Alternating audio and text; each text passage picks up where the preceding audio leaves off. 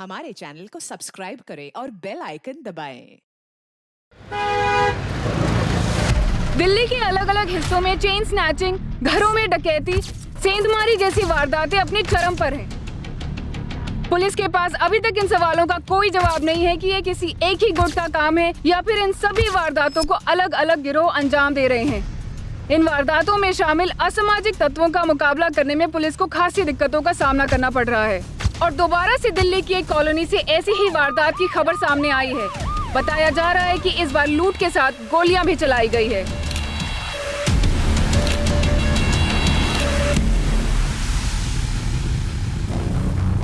Sir, दरवाजे पर कहीं भी फोर्स एंट्री के निशान नहीं है। चोर इस ग्रिल को काटकर ही घर के अंदर घुसे होंगे।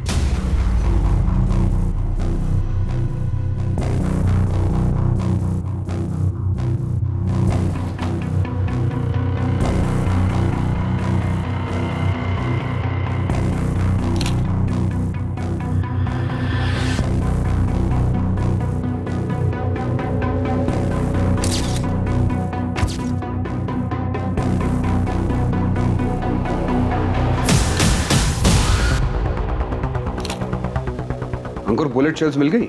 जी, टोटल 6 शेल्स मिले, 3 यहाँ बेड पर और 3 यहाँ फ्लोर से, यहाँ संजीव मिला। सर, दूसरे कमरे में सब कुछ सही सलामत है, किसी सामान को हाथ तक नहीं लगाया गया है। क्योंकि वहां जाने की जरूरत ही नहीं पड़ी होगी। अटैकर्स को पहले से इस बारे में पता था कि लॉकर इस कमरे में है। सर, पूनम को डॉक्टर ने डेड डिक्लेयर कर दिया। और उसका हस्बैंड संजीव चोपड़ा क्रिटिकल है सर।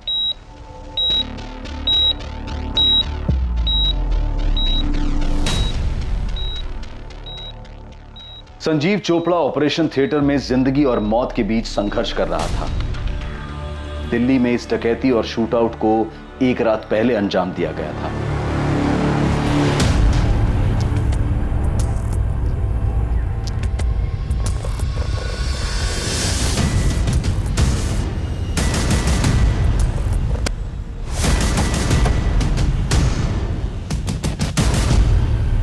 कौन है? अरे कौन है भाई? चोपड़ा हाउस में इस अनहोनी घटना होने का अंदेशा सबसे पहले अखबार बांटने वाले जुनेद अंसारी को हुआ। चोपड़ा हाउस में हुई डकैती और हत्या की वारदात कभी भी दोहरी हत्या का रूप ले सकती थी। पूनम चोपड़ा मर चुकी थी और उसका पति संजीव चोपड़ा जिंदगी और मौत के बीच झूल रहा था। इस केस में अपराधियों तक पहुंचना पुलिस के लिए बहुत ही मुश्किलों भरा साबित होने वाला था और जल्द ही पुलिस इस केस का दबाव महसूस करने वाली थी। क्या यह मामला पुलिस को उस गिरोह तक पहुंचाने में मदद करेगा जो पूरे शहर में हो रहे अपराधों को अंजाम दे रहे थे? संजीव चोपड़ा से तो बात करना इम्पॉसिबल है, कंडीशन क्रिटिकल है। सरवाइव कर पाएगा? कोशिश कर रहे हैं, चांसेस तो है, लेकिन गोली का घाव बहुत गहरा है। 3 गोलियां लगी हैं, एक गर्दन के पास, दूसरी हार्ट के नजदीक और तीसरी सीधा हार्ट। स्पॉट पे डेथ हो गई। कोई सेक्सुअल असॉल्ट? नहीं। रॉबरीज भी सरदर्द बन गई हमारे लिए। सर, संजीव एक रियल एस्टेट कंसल्टेंट है। साकेत के सुदर्शन बिजनेस सेंटर में उसका ऑफिस है। पिछले 5 सालों से चला रही है, सब खुद के दम पे शुरू किया है। A self made man. और उसकी वाइफ पूनम चोपड़ा? सर, उसका ब्यूटी पार्लर है नीलम एनक्लेव में। पिछले 3 सालों से ये सैलून चला रही है, ठीक ठाक ही चल रहा है। 2 ब्रांचेस और हैं।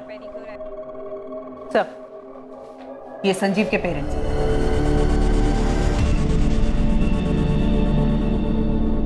और सब पूनम के पेरेंट्स और उसका बड़ा भाई जायसवाल सर के साथ थाने में। वो दोनों भी काफी शौक थे। नहीं रहेगा क्या मतलब? ऐसे कैसे मर गई हमारी बेटी? देवेंद्र जी, दरअसल आसपास किसी ने भी गोली चलने की आवाज नहीं सुनी, इसलिए इस वारदात के बारे में पता ही नहीं चला। और जब तक मेडिकल हेल्प पहुंची, उसे हॉस्पिटल ले जाया गया, तब तक डॉक्टर्स ने उसे ब्रॉड डेड डिक्लेयर कर दिया। और संजीव कैसा है? कंडीशन काफी क्रिटिकल है। ये सब हुआ कैसे? अभी हमें सिर्फ इतना पता चला है कि उस घर में डकैती हुई है, लॉकर्स खाली मिले हैं। उन दोनों ने रोकने की कोशिश की होगी। रॉबर्ट्स ने टोटल 6 गोलियां चलाई, 3 संजीव पे और 3 पूनम पे। पूरे दिल्ली में दहशत का माहौल है। दिन दहाड़े रास्ते पे चेन स्नैचिंग हो रही है, घर के अंदर बैठे तो रॉबरी हो रही है, मारा जा रहा है लोगों को। इसके लिए आप सब लोग जिम्मेदार हैं। मैं छोड़ूंगा नहीं किसी को, छोड़ूंगा नहीं किसी को। गहनों का काफी शौक था पूनम को, सब लॉकर में रखे होंगे। ज्वेलरी का कोई अंदाजा बता सकती हैं आप? कोई फैमिली एल्बम या किसी फंक्शन का फोटोग्राफ जिसमें पूनम ने वो ज्वेलरी पहनी हो? संजीव का घर देखना पड़ेगा। संजीव ने घर के बाहर सीसीटीवी कैमरास लगाए थे, उनसे कुछ नहीं मिला आपको?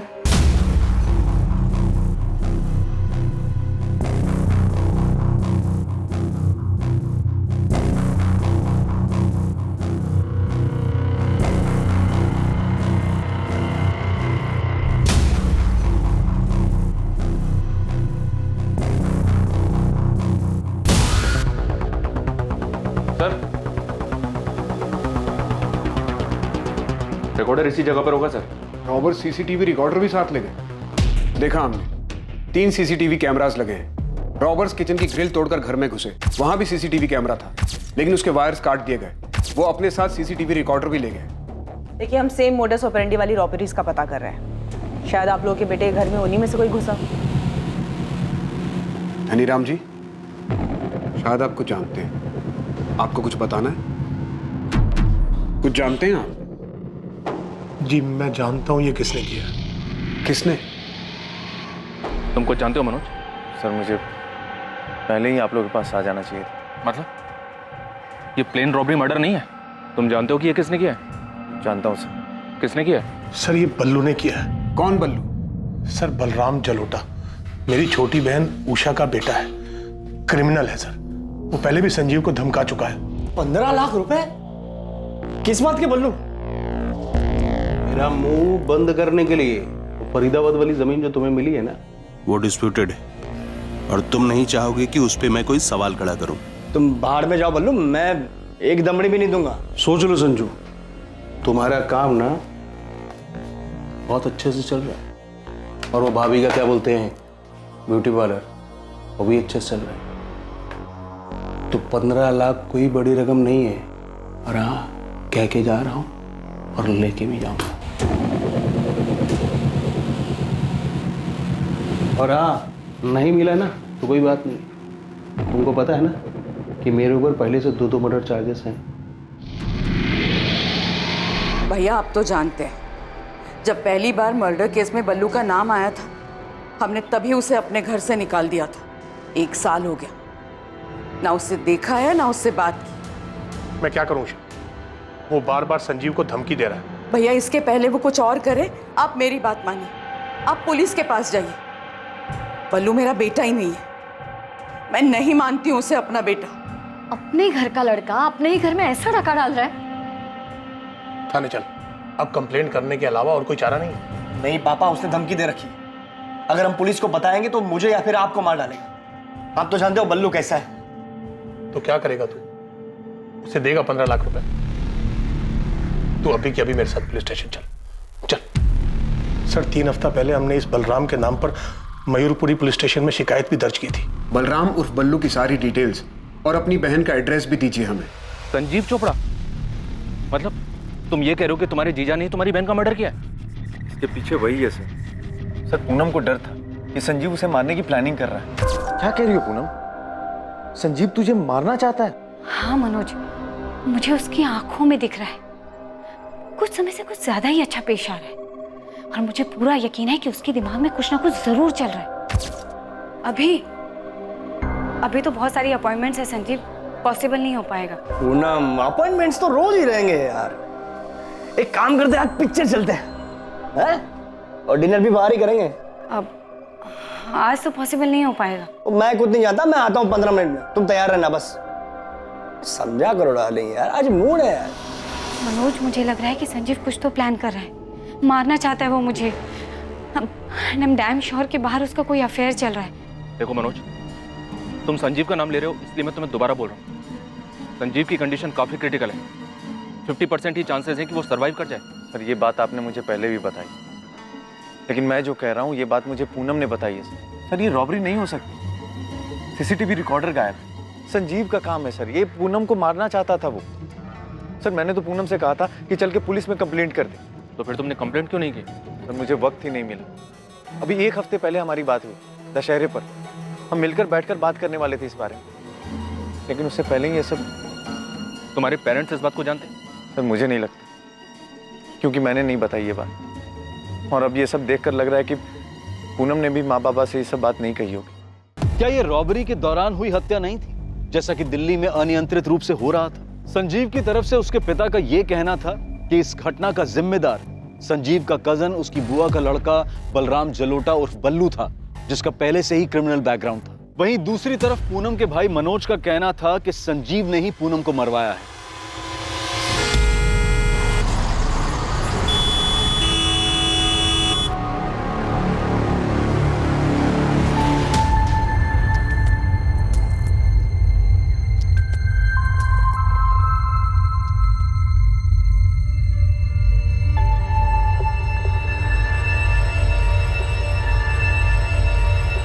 देखिए, आप लोग सिर्फ 5 मिनट के लिए मिल सकते हैं। डॉक्टर, मेरा बेटा अब सेफ तो है ना? संजीव के वाइटल पैरामीटर्स को हम लोग मॉनिटर कर रहे हैं। एक बार स्टेबलाइज हो जाएंगे तो हमें दोबारा ऑपरेशन करना पड़ेगा। अभी तो हम यही कह सकते हैं कि condition is still critical. Sanjeev के फोन रिकॉर्ड्स निकलवाओ। दोनों के मोबाइल तो घर पर ही मिले हैं ना? जी सर, मोबाइल चोरी नहीं हुआ है। दिल्ली के आज तक के हाउस ब्रेक्स में ये ट्रेंड देखा गया है। लेकिन एक बात अजीब है सर, ये पूनम का भाई मनोज संजीव चोपड़ा का नाम ले रहा है। बिना आग के धुआं नहीं उठता। पड़ोसियों से पता करते हैं। सेल फोन और कॉल रिकॉर्ड्स काफी कुछ बताएंगे। यहां रॉबरी के एंगल के साथ बल्लू और मनोज का एलिगेशन, इन दोनों एंगल्स को भी देखना पड़ेगा। और यह भी हो सकता है कि किसी ने रॉबरी की आड़ में छिपकर यह काम किया। बल्लू, अब देखते ही गोली मार दीजिए बल्लू को। मेरा बेटा नहीं है वो। और हम नहीं जानते कि वो कहाँ है, और ना ही हमें कोई फर्क पड़ता है। उसने अपने ही भाई को मौत के मुंह पर लाकर छोड़ दिया, उसकी बीबी को मारने। आप उसे मार दीजिए। उषा जी, धीरज जी, आप लोगों का गुस्सा और संजीव के परिवार की तरफ आप लोगों की भावना एक तरफ है, लेकिन हमें बल्लू को पकड़ना। और बल्लू वो हमारा बेटा नहीं। जब वो पहली बार अरेस्ट हुआ था ना, हमने सारे रिश्ते तोड़ दिए थे उससे।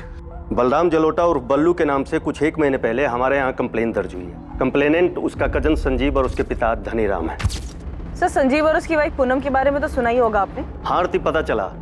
पर बल्लू गाजियाबाद में एक मर्डर चार्जेज में अंडर ट्रायल था। इसी साल मार्च में उसकी बेल हुई थी। संजीव के कंप्लेन पर हमने इन्वेस्टिगेशन शुरू की। जिस नंबर से बल्लू से धमकियां देता था वो स्विच ऑफ आ रहा था और उसका एड्रेस भी फर्जी निकला। हम यहीं तक पता कर पाए। फिर भी बल्लू का लेखा जोखा ले देकर गाजियाबाद के सेंट्रल जेल तक ही गया, पर उसका कोई पता ठिकाना नहीं। इस तरह का कांड करके वो कहाँ भागा होगा, ये तो अब जाके पता लगाना पड़ेगा। सर, आपको जितनी डिटेल्स मिली है हमें भेज दीजिए प्लीज। श्योर। संजीव जी और पूनम के बीच अनबन, ये कैसा सवाल है? उनके घर में चोरी हुई है और इसका और उसका क्या दीदी जी, आप उनके पड़ोसी हैं, आप उन दोनों को अच्छे से जानती होंगी। उनकी शादी को 5 साल हो गए। मैं बस ऐसे ही पूछ रहा हूँ उनके बारे में, उनके आपसी रिश्ते के बारे में। क्या कोई अनबन थी दोनों के बीच? जहाँ तक मैं जानती हूँ, संजीव और पूनम एक दूसरे के साथ काफी खुश थे। यहाँ तक उनकी शादी को 5 साल हो गए थे, पर उनका कोई बच्चा नहीं था। तो एक बार मैंने खुद ही सामने से उनसे पूछ लिया। You know what, प्रीति, मैं और संजीव हम दोनों ही बहुत एम्बिशियस हैं। मैं पूरे शहर में अपने ब्यूटी पार्लर की एक चेन शुरू करना चाहती हूँ, और मेरी इस एम्बिशन को पूरा करने के लिए संजीव हर वक्त मेरे साथ खड़ा है। पूनम, ऐसा तुम मानती हो, पर ज्यादा देर होगी ना तो। देर वेर से पड़ोसियों और फैमिलीज को लगती है प्रीति, मेरे और संजीव के लिए तो बिल्कुल भी नहीं। इनफैक्ट पिछले महीने ही मेरी ब्यूटी पार्लर की 3rd ब्रांच ओपन हुई, और ऐसे 3 ब्रांचेस मुझे और चाहिए दिल्ली में और बाहर भी। रही बच्चे की बात तो यार सब बाद में देखा जाए। पूनम और संजीव की लव मैरिज थी, और सच कहूँ तो मैंने दोनों के बीच कभी अनबन नहीं देखी और कभी उन्हें झगड़ते हुए भी नहीं देखा। दोनों मॉडर्न कपल थे, एम्बिशियस। देख नदी, ये है बलराम जलोटा और बल्लू। आपने बताया था मैडम, इसने गाजियाबाद में 2 मर्डर किए थे। हाँ, केस अंडर ट्रायल है। ये बल्लू संजीव की बुआ का लड़का है। नदीम, तू काम पे लग जा, इस बल्लू को ढूंढ के निकाल। बुलेट एक ही टाइप की है, लेकिन दोनों अलग अलग गन से चली है। तुम बोल रहे हो कि 2 गन्स यूज हुई है, पर दोनों गन्स एक ही मेक की है। बिल्कुल सही राठौर, एक जैसी 2 गन। तो हम ये मान सकते हैं कि हमलावर 2 लोग रहे होंगे। होना चाहिए, लेकिन घर में कोई निशान नहीं मिला, कोई फिंगरप्रिंट्स भी नहीं और किसी भी तरह का कोई निशान नहीं।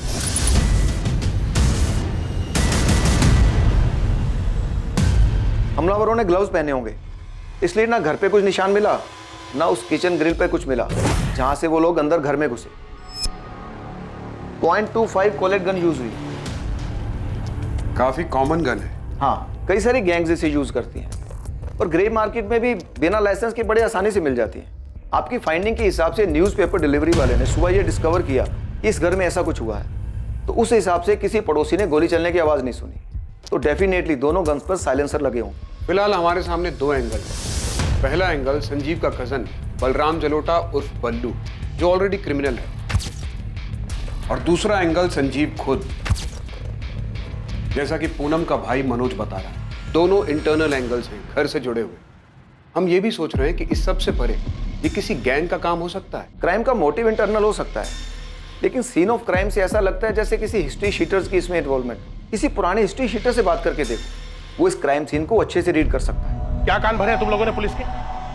उधर हॉस्पिटल में संजीव की मां संजीव के लिए परेशान है, संजीव क्रिटिकल है, और तुम लोग कह रहे हो कि मेरा बेटा तुम्हारी बेटी को मारना चाहता था। अगर संजीव पूनम को मरवाना ही चाहता था तो वो अपने ऊपर गोलियां क्यों चलवाता? और ये मनोज, दिमाग खराब हो गया इसका, कुछ भी बके जा रहा है। पूनम ने मुझे ये बात खुद बताई थी कि डर है उसे कि संजीव उसे मारना चाहता था। क्या डर? क्यों डर रही थी पूनम? क्योंकि संजीव का अफेयर चल रहा था। मनोज, मुझे लग रहा है कि संजीव कुछ तो प्लान कर रहा है, मारना चाहता है वो मुझे।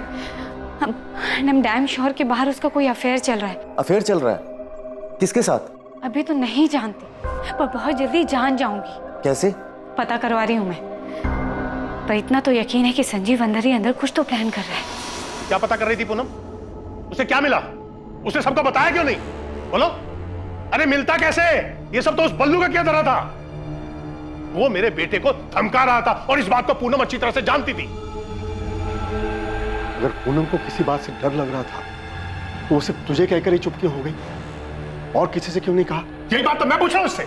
मुझे नहीं पता कि उसने किसी और से ये बात क्यों नहीं कही। अभी एक हफ्ते पहले दशहरे के दिन मेरी उससे बात हुई थी। अब मैं इतनी बड़ी बात खुद से झूठ तो नहीं कहूंगा ना पापा। तो क्या हम बल्लू की बात निकालकर झूठ बोल रहे हैं?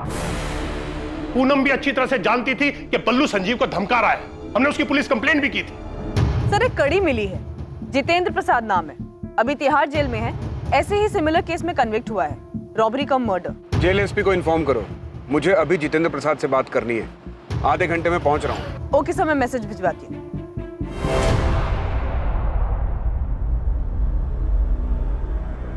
फोटो मत दिखाइए साहब, मैं जानता हूँ ये क्या है। तो फिर बता जीतू, तेरा गैंग भी 6 महीने पहले तक यही करता था। मैं अभी का बता सकता हूँ साहब। ये जो इतनी सारी चोरियां हो रही हैं ना, इन सब के पीछे 2 कौड़ी के गैंग हैं। चाकू और कट्टे से ज्यादा औकात नहीं है इनकी। और आप कह रहे हैं कि यहाँ 0.25 कॉलेट का इस्तेमाल हुआ है। बड़ा शातिर है तू। आगे बता, कौन सा गैंग होगा? ये पूरा क्राइम सीन मुझे नहीं लगता ये किसी गैंग का काम है। और जैसा आप बता रहे हैं, आसपास में किसी ने चीखने की आवाज नहीं सुनी, और हद तो तब हो गई जब किसी ने गन शॉट की आवाज नहीं सुनी। हाँ, नहीं सुनी। गन पर साइलेंसर होगा। आप ही सोचिए साहब, ऐसा कौन सा रॉबरी करने वाला गैंग है जो गन में साइलेंसर लगाकर ढाका डालने जाता है और अंदर घुसते ही सीधा गोलियां चलाना शुरू कर देता है। ये किसी चोरी चकारी करने वाले गैंग का काम है ही नहीं। ये जो भी है पक्का जान से मारने आया। बल्लू नाम सुना है? बलराम जलोटा? हाँ, कहाँ मिलेगा? पिछले 6 महीने से अंदर हूँ साहब। ताज़ा अपडेट तो पता नहीं है, लेकिन हाँ शायद गाजियाबाद जेल में बंद है वो। वहाँ से तो बेल पे निकला था। फिर तो आप ही जानो साहब। वैसे ये कांड बल्लू ने किया? हाँ, ऐसी इन्फॉर्मेशन है हमारे पास, क्योंकि इस कांड में जो बंदा बुरी तरह से इंजर्ड हुआ है वो बल्लू का कजन है। मैंने पहले ही बोला था, ये आपसी रंजिश का मामला है, किसी गैंग का इसमें कोई हाथ है ही नहीं। धीरे धीरे अब ये साफ हो रहा था कि ये रॉबरी, ये शूट आउट, पूनम चोपड़ा की हत्या और संजीव चोपड़ा को जख्मी हालत में मरा हुआ समझकर छोड़ना कोई नॉर्मल रॉबरी या शूट आउट नहीं हो सकता था। क्या पूनम का डर कि संजीव उसे मारना चाहता था वाकई में सच था, या फिर ये शूट आउट बल्लू की धमकी का नतीजा था? इस केस में अब कुछ चौंकाने वाले खुलासे होने वाले थे। सर, मैं पूनम का पार्लर मैनेज करती हूँ। वो मुझसे कभी भी अपनी पर्सनल लाइफ डिस्कस नहीं करती थी। कुछ तो सुना होगा तुमने। अच्छा, कभी कुछ सेंस किया तुमने कि वो अपने पति से किसी बात को लेकर डर रही है? मैं कैसे सेंस करती? मुझे फ़ोन पर पूनम की बातें सुनने का कोई शौक नहीं था। हाँ, इतना समझती हूँ कि पूनम ने पार्लर में काफ़ी पैसा इन्वेस्ट किया था और वो नई ब्रांचेस भी खोल रही थी। मैं आपको इतना बता सकती हूँ कि वो अपना पार्लर बिजनेस में फ्यूचर पता करने के लिए कुछ लोगों से मिल रही थी, उनसे बातें कर रही थी। किससे बात करती थी वो? एक टैरो कार्ड रीडर है, पूनम हमेशा उसके पास जाती थी। Tarot card reader? हाँ, वो कार्ड देखकर किस्मत के बारे में बताते हैं ना, ऐसा ही कुछ।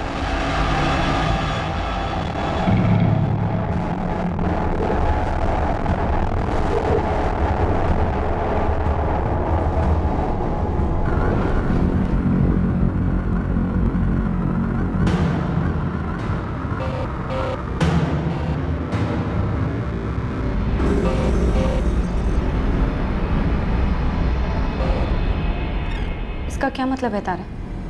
पूनम, तुम किसी बात को लेकर परेशान हो? किसी बात की वजह से कोई मनमुटाव या झगड़ा चल रहा है ना? तारा भदौरिया नाम है उसका, टैरो कार्ड रीडर है। इसका फोन नंबर एड्रेस है तुम्हारे पास? पूनम के फोन रिकॉर्ड में भी दिख रहा है, उसकी रेगुलरली बात होती रही है तारा भदौरिया से। तो उसका एड्रेस और फोन नंबर मुझे भी मिला है। फोन नहीं कर रहा हूँ, सीधा फेस टू फेस जाके बात करता हूँ। संजीव के फोन रिकॉर्ड्स में कुछ खास? कुछ सस्पिशियस नहीं मिला सर। संजीव की अपने पेरेंट्स, अपनी वाइफ पूनम और कुछ दोस्तों से बात होती थी, पर हाँ, पूनम के कॉल रिकॉर्ड में बहुत सारे नंबर मिले हैं। जाहिर सी बात है, एम्बिशियस थी, अपने बिजनेस को बढ़ाना चाहती थी। रियल एस्टेट कंसल्टेंट है संजीव चोपड़ा, एक नंबर से तो काम नहीं चलता होगा उसका, जरूर उसके पास कोई दूसरा नंबर भी होगा। सर, मैं दूसरे नंबर का पता कर रही थी। वैसे संजीव ने अपने ऑफिस में भी सीसीटीवी कैमरास लगवाए थे, मैंने उसके फुटेजेस मंगवाए हैं।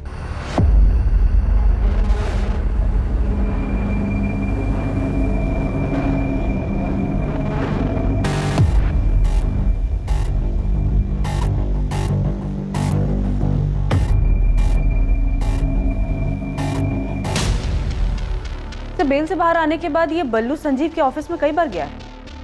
ये बल्लू का नंबर जो फिलहाल स्विच ऑफ आ रहा है, वो फर्जी नाम और फर्जी एड्रेस पे लिया गया है। यहाँ मुझे बल्लू वाला एंगल काफी स्ट्रांग लग रहा है। 2 मर्डर केस की हिस्ट्री है, रंगदारी मांग रहा था, धमकी दी थी। तो मैं मनोज को क्या सूझी संजीव का नाम लेने की? कहीं वो खुद का पर्सनल एंगल लगाकर कोई कहानी तो नहीं सुना रहा है? क्या पूनम ने सच में मनोज से संजीव के अफेयर के बारे में कुछ कहा होगा? बेटा, पूनम ने क्या सच में तुझसे कहा था कि संजीव उसे मारना चाहता है? नहीं माँ, मैंने जानबूझकर बोली ये बात, क्योंकि मुझे अच्छा नहीं लग रहा कि घर में चोरी हुई, मेरी बहन मर गई और वो संजीव बच गया। जब पूनम ने मुझे ये बात बताई थी तो मुझे अजीब लगा था, और अब और अजीब लग रहा है जब मेरे माँ बाप मुझ पे ही शक कर रहे हैं। अरे आप लोग ही बताइए, मैं झूठ क्यों बोलूंगा, और मैं जानबूझकर इन्वेस्टिगेशन को गलत दिशा क्यों दूंगा? लेकिन बेटा, पूनम ने ना मुझसे कुछ कहा ना तेरे पापा से। अब उसने कुछ नहीं बताया तो मैं क्या करूंगा? और कसम से माँ, मुझे भी कुछ दिन पहले ही बताया उसने, और हो सकता है कि वो तुम्हें बताने वाली हो, लेकिन उससे पहले ये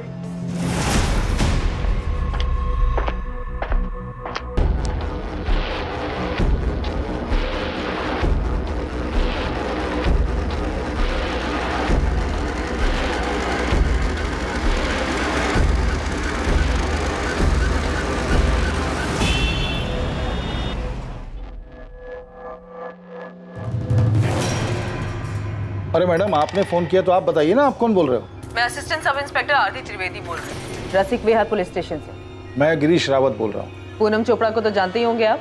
हाँ जी, बिल्कुल जानता हूँ। उनका मर्डर हुआ है, उनके हस्बैंड की कंडीशन क्रिटिकल है, वेरी सैड। अभी 3 दिन पहले पढ़ा अखबार में मैंने। 3 दिन पहले से भी जानते होंगे। 14 अक्टूबर को पूनम चोपड़ा के घर में अटैक हुआ था। उसके पहले से ही पूनम चोपड़ा के फोन रिकॉर्ड में आपसे बातचीत होती दिख रही है। हाँ जी, मैंने कब मना किया? बातचीत हुई थी, मेरी होती रहती थी। इनफैक्ट सितंबर के आखिरी वीक में उनसे मिलने गया था मैं, अपना बैलेंस पेमेंट लेने के लिए, 45,000 रुपये कैश। कौन है आप? मैं गिरीश रावत, प्राइवेट डिटेक्टिव। शादी की कोई इंक्वायरी हो, डिवोर्स का कोई मैटर हो, अफेयर का चक्कर पता लगाना हो, पति पत्नी के बीच में कोई डाउट हो, ये सारी इंफॉर्मेशन इन्वेस्टिगेशन फुल सीक्रेसी के साथ, यानी गोपनीय तरीके से करता हूँ। आप दिल्ली नगरी न्यूज़पेपर के 4थे पेज के दाहिने साइड की चौकड़ी में देखिए, वहाँ मेरा ऐड रोज आता है, गिरीश रावत प्राइवेट डिटेक्टिव। पूनम चोपड़ा के लिए इन्वेस्टिगेशन कर रहे थे आप? उसके पति का अफेयर था? हाँ जी, बिल्कुल था। सुन के धक्का लगा आंटी। क्या बोल रहे हैं डॉक्टर? पता नहीं बेटा, डॉक्टर कह रहे हैं कोई नर्व अफेक्ट हुआ है, ट्रीटमेंट पे रिस्पॉन्ड तो कर रहा है संजीव, लेकिन अभी तक उसे होश नहीं आया। बोल रहे हैं कि ब्रेन में कहीं कुछ गड़बड़ हुई है। यहाँ संजीव आंख नहीं खोल रहा है, और वहाँ पूनम का भाई मनोज कह रहा है संजीव पूनम को मारना चाहता था। बकवास कर रहे हो आंटी, इन सब के पीछे बल्लू का हाथ हो सकता है। हमने भी पुलिस को यही कहा कि बल्लू ने धमकी दी थी संजीव को मारने की, और उसने ऐसा किया भी, लेकिन पुलिस को बल्लू मिल ही नहीं रहा है। ये 100% बल्लू का ही काम है राठौर, कर सकता है। 1 साल पहले हमने उसे अरेस्ट किया था मर्डर चार्जेस में, तब उसके पास से ये .25 कोलेट गन रिकवर हुई।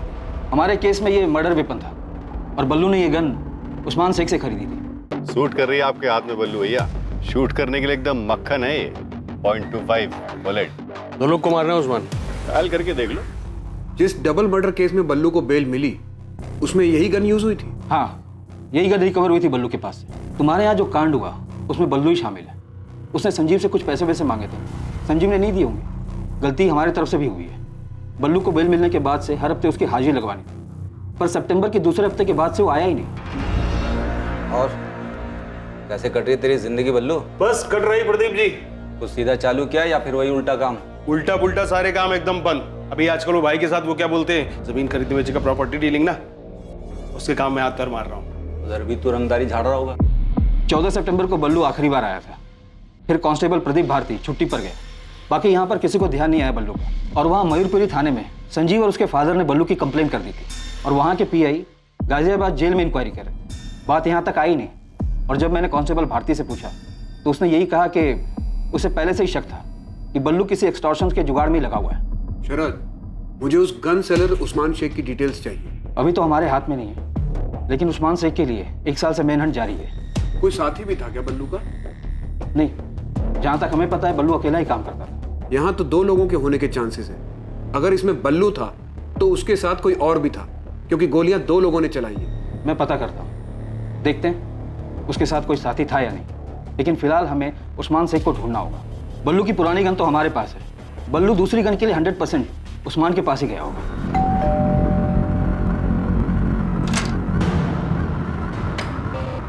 तारा बतौरी, यस। पूनम चोपड़ा के बारे में बात करनी मुझे आपसे। दुख हुआ पूनम के बारे में सुनकर, काफी परेशान थी। किस बात से? अपने हस्बैंड संजीव चोपड़ा की वजह से?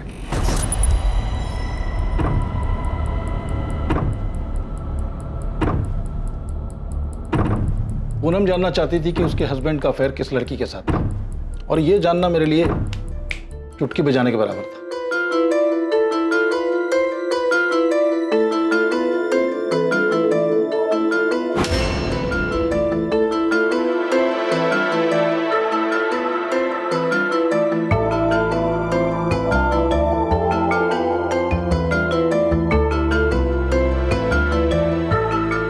संजीव चोपड़ा और माहिरा तलवार अक्सर किस जगह मिलते थे, ये मैंने कुछ ही हफ्तों में पता लगा लिया। इस लड़की का नाम माहिरा तलवार है? हाँ जी, माहिरा तलवार, उम्र 27 साल।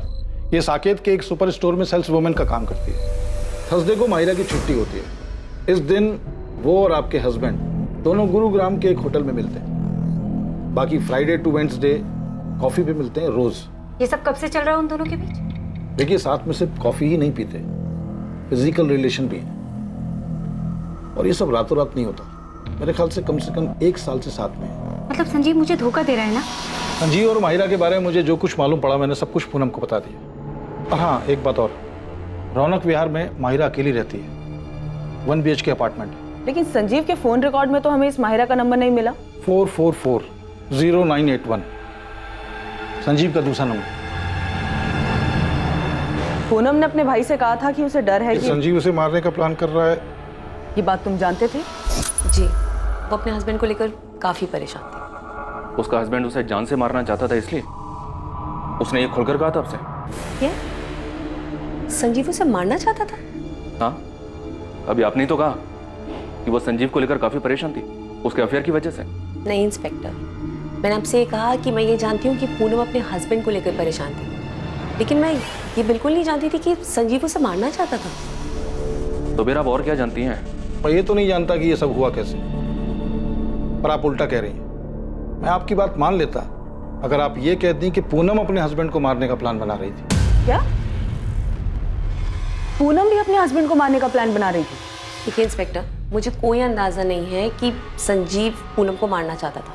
मैं बस इतना जानती हूँ कि पूनम संजीव से बहुत परेशान थी और वो उसको सबक सिखाना चाहती थी। उसे जान से मारकर? ये मैं नहीं जानती। मैं बस ये जानती हूँ कि पूनम अपने हस्बैंड को तकलीफ पहुंचाना चाहती थी।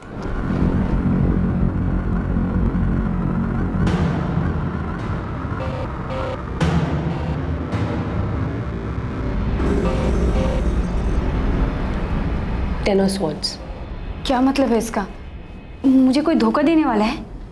I mean, मेरा हस्बैंड मेरी पीठ पर छुरा घोंपने वाला है?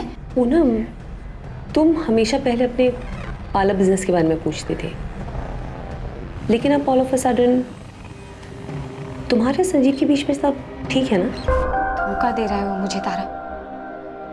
मेरे पीठ पीछे उसका अफेयर चल रहा है, कोई लड़की है उसकी लाइफ में। तो बात करो उससे। और पूनम, ऐसा तो नहीं है कि तुमने कभी उसे धोखा नहीं दिया, है ना?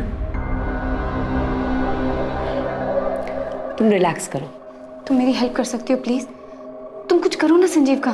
क्या चाहती हो तुम? मैं चाहती हूँ तारा तुम उसे दर्द दो, उसे तकलीफ पहुंचाओ। किसी को दर्द देने से खुद भी दर्द ही हासिल होता है।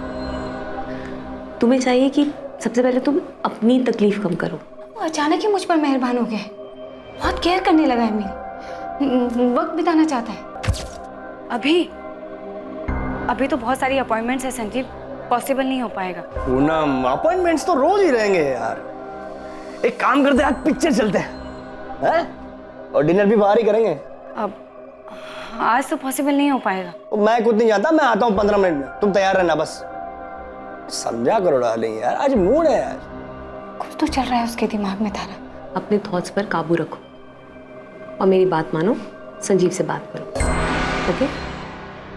पूनम मेरे पास पिछले 2 सालों से आ रही थी और पहले हमेशा वो अपने बिजनेस के बारे में बात करती थी, लेकिन फिर अचानक सब बदल गया। तो मतलब पूनम अपने हस्बैंड को मारना चाहती थी? इंस्पेक्टर, जैसा कि मैंने आपको बताया, मैं ये सब नहीं जानती। मैं एक टैरो कार्ड रीडर हूँ। ये लोगों को भड़काना या लोगों के बीच झगड़ा करवाना, ये मेरा काम नहीं है। मेरे क्लाइंट्स आते हैं, कार्ड्स पिक करते हैं और मैं अपनी नॉलेज से वो कार्ड्स उनके लिए रीड करती हूँ। हाँ, लेकिन मैं आपको इतना ज़रूर बता सकती हूँ कि पूनम अपने हस्बैंड को लेकर काफ़ी परेशान थी। अब इस बारे में उसने किसी से बात क्यों नहीं की, ये मैं नहीं जानती, या फिर की भी हो सकती है। I really can't say.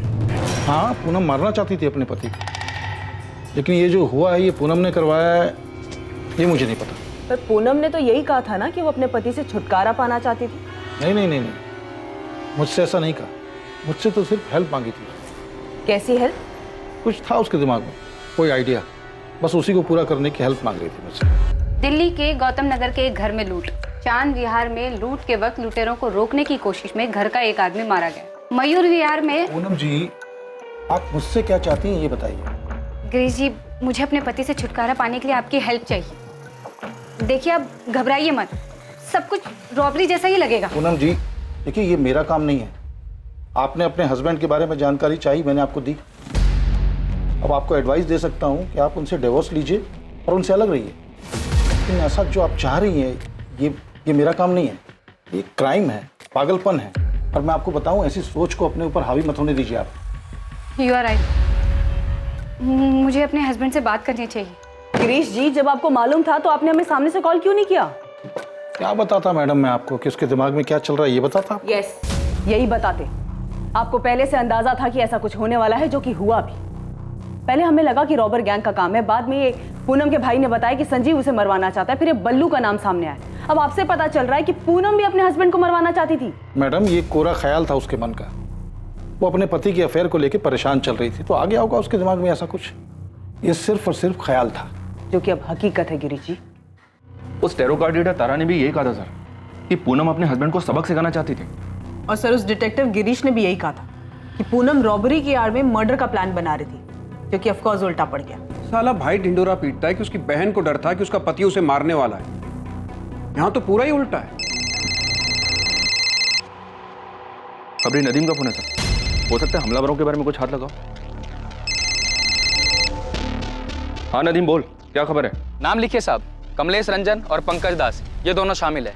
क्या हिस्ट्री इनकी? एमपी की है साहब, और ये वैसे भी कोई नॉर्मल रॉबरी नहीं थी साहब। इन दोनों को हायर किया गया था पूनम चोपड़ा को मारने के लिए। पूनम चोपड़ा को मारने के लिए? नदीम, दोबारा कंफर्म कर, पूनम ने हायर किया होगा संजीव को मारने के लिए? नहीं साहब, इन दोनों को हायर किया था मनीष कालरा ने। अब ये मनीष कालरा कौन है इस कांड में? साहब बहुत बड़ी मछली है ये, बहुत पैसे वाला है, मनी लैंडर है, अय्याश एक नंबर का।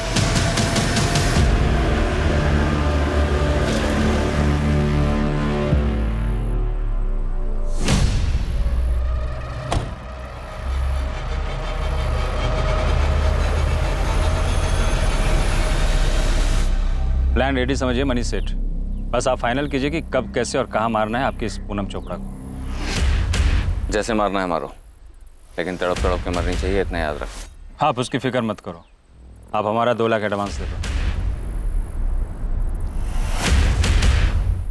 खुशखबरी जल्दी मिलेगी, टीवी देखते रहना और बाकी के 5 लाख रेडी रखना। इस कांड के लिए कमलेश रंजन और पंकज दास ने अपने साथ तीसरे बंदे को भी मिलाया था। उस तीसरे बंदे का नाम है बद्रीनाथ दुबे। उसने मुझे खुद से फोन करके ये सब बताया। क्या जानता है इस कांड के बारे में बद्रीनाथ? जो तुमको चाहिए वो सब पता है मुझे, मैं सब कुछ जानता हूँ। लेकिन हाँ, जब तुझे मलाई मिलेगी ना तो मुझे भी याद रखना। ठीक है, चल बता। कमलेश रंजन और पंकज दास भी मुझे पैसे देने वाले थे। ये समझ लो कि मैं भी उस कांड में शामिल था, लेकिन सालों ने मेरे से उस पूनम चोपड़ा की सारी फील्डिंग करवाई। ब्यूटी पार्लर से घर, घर से ब्यूटी पार्लर, कहाँ जाती है, कहाँ रुकती है, सारा डिटेल दिया उनको। उन्होंने लूटा भी, कांड भी किया और उस मनीष सेठ से पैसे भी उठाए। पर जैसे ही पैसे मिले मुझे भूल गए। अब फोन बंद करके बैठे हैं। देख लो साहब, हम यहाँ ये एंगल खंगाल रहे हैं और ये कांड हुआ है ये मनीष कालरा के कहने। मनीष कालरा? हाँ, मनी लेंडर है। हाँ, जानती हूँ। उसने पूनम के पार्लर में पैसे लगाए हैं। पूनम का अच्छा दोस्त है। दोस्त है? और क्या पता है तुम्हें उन दोनों के बारे में? अच्छा, उन दोनों की दोस्ती में कोई दरार आ गई थी क्या? सर, इसका तो मुझे कोई अंदाजा नहीं है, पर आप ऐसा क्यों पूछ रहे हैं? मनीष ने कुछ किया है क्या? वो भी हम जल्दी ही पता लगा लेंगे।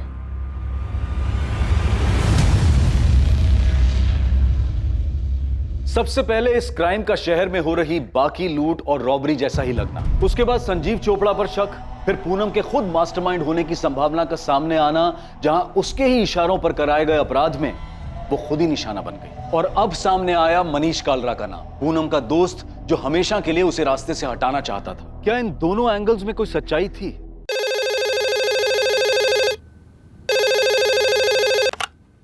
हेलो सर, वो बल्लू का फोन आया था। कब किया था? कहां से किया था ये तो नहीं बताया, लेकिन वो सब कुछ जानता है, सब कुछ। ये भी कि संजीव आईसीयू में है और उसने फिर से धमकी दी है अधूरा काम पूरा करने की। हेलो, कहा मामा? संजीव के पास नहीं हो क्या? बल्लू? चलो अच्छा है, आवाज से पहचान लिया मामा ने। मेरे भाई के घर से मुझे बस 2 लाख कैश और चुटुर पुटुर में 1.5 लाख की ज्वेलरी मिली है, पर जान बचाने के लिए उसे तो 15 लाख देने थे। सुना है अभी भी सांसें चल रही हैं उसकी। बल्लू, कहाँ है तू? आपके पीछे ही खड़ा हूँ मामा। बस इतना समझ लो कि बहुत सांसें खींच ली हैं संजीव ने।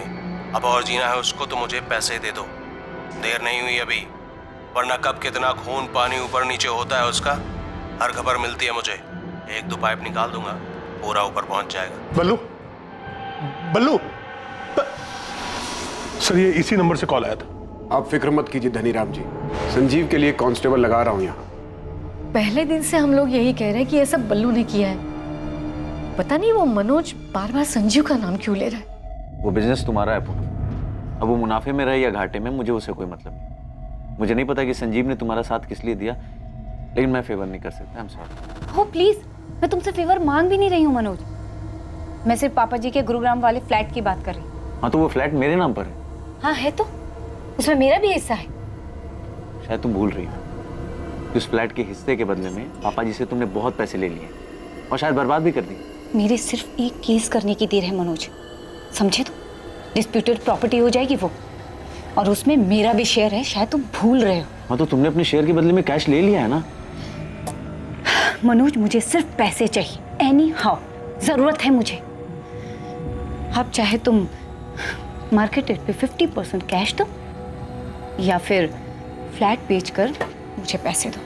तुम बहुत सेल्फिश हो पूनम। तो तुम्हें भी अपनी छोटी बहन के लिए अपने दिल में थोड़ी सी बड़ी जगह कर लेनी चाहिए।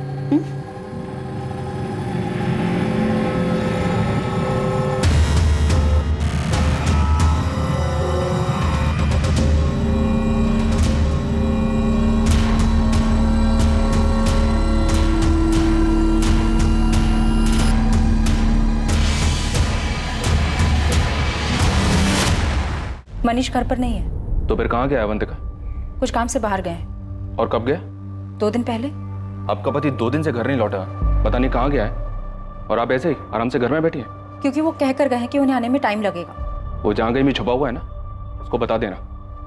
जल्दी नहीं लौटा तो पूरे परिवार के लिए मुश्किल खड़ी हो जाएगी। मेरे पति किसी को नहीं मरवा सकते, आप उन पर गलत इल्जाम लगा रहे हैं। तो बता देना उसको, यही बात थाने आकर बता दे हमें। समझ में आया?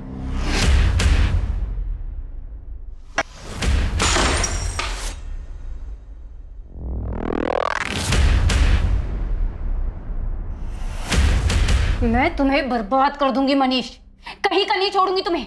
तुम मुझे धमकी दे रही हो पूनम? मुझे ना सुनने की आदत नहीं है मनीष। कोई भी मुझे ना नहीं कह सकता, कोई भी नहीं। सर, संजीव के फादर को जिस नंबर से कॉल आया था वो नंबर फिलहाल स्विच ऑफ है। कल सुबह तक इस नंबर की डिटेल्स हमारे पास होंगी।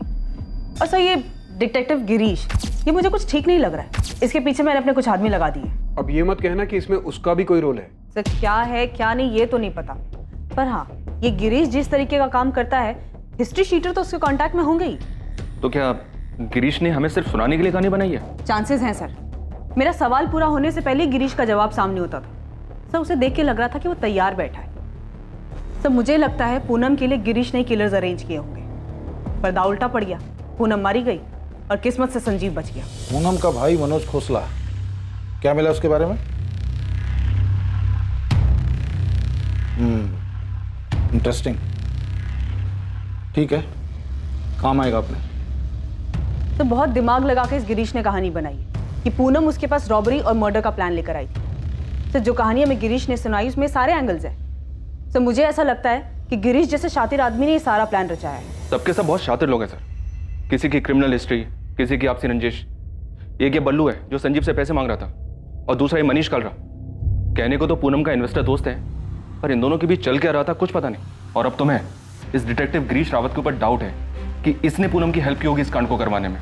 और इस सबसे अलग, पूनम का भाई मनोज, वो संजीव के नाम का ढोल पीट रहा है सर। तो संजीव और मनोज के बीच में क्या चल रहा था अब तो उसके होश में आने के बाद ही पता चलेगा। पर अभी तो हमें मनीष का पता लगाना होगा, और साथ ही गिरीश रावत पर भी नजर रखनी होगी, और इनके साथ बल्लू, कमलेश रंजन और पंकज दास को ढूंढना होगा। अगर ये दोनों मिल गए तो समझो आगे की कहानी भी मिल गई। केस में मनीष कालरा मुख्य संदिग्ध था, लेकिन संदेह के घेरे में डिटेक्टिव गिरीश रावत भी था, जिसने शायद ऐसे भयानक षड्यंत्र को अंजाम देने में पूनम की मदद की थी। वो षड्यंत्र जो प्लान के मुताबिक अपने अंजाम तक नहीं पहुंचा। बलराम जलोटा और बल्लू और हमला करने वाले कमलेश रंजन और पंकज दास की तलाश शुरू हुई, पर क्या इस जुर्म की सच्चाई इन्हीं में से किसी के पास थी?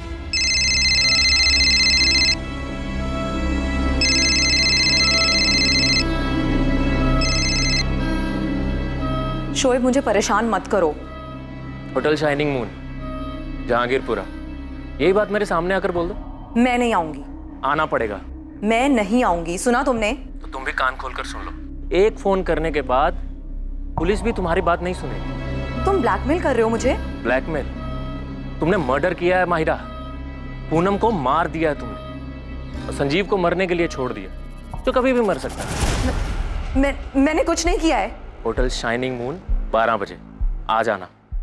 किसी को कुछ नहीं पता चलेगा कि तुमने क्या किया।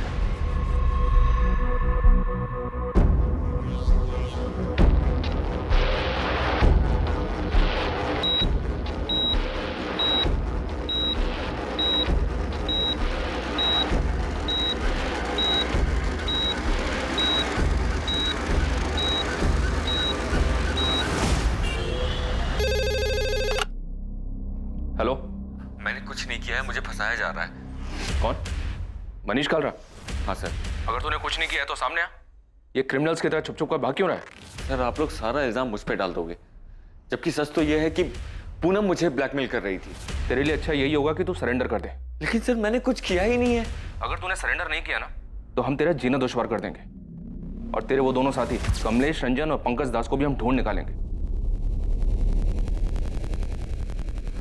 इस पड़ाव पर यह केस सबके सामने था। साफ था कि मनीष कालरा ने इस अपराध को अंजाम देने के लिए 2 हिस्ट्री शीटर्स को पैसे दिए थे। लेकिन क्या यह केस वाकई में इतना साफ था जैसा कि सोचा जा रहा था? हाँ राठौर, गन सेलर उस्मान शेख की खबर हाथ लगी है। मेरी टीम वहां पहुंच रही है, मैं भी निकल रहा हूँ। तुम्हें यहाँ से कोई मदद चाहिए? नहीं, फिलहाल तो कोई हेल्प नहीं चाहिए। हम उस्मान को तो पकड़ ही लेंगे, उसे तोड़कर बल्लू का पता तो मिल ही जाएगा। सर, संजीव के फादर धनीराम को बल्लू का जो धमकी वाला कॉल आया था, बस इतना समझ लो कि बहुत साजें खींच ली हैं संजीव ने। अब और जीना है उसको तो मुझे पैसे दे दो। ट्रेस नहीं हो पाया? सब फेक है सर।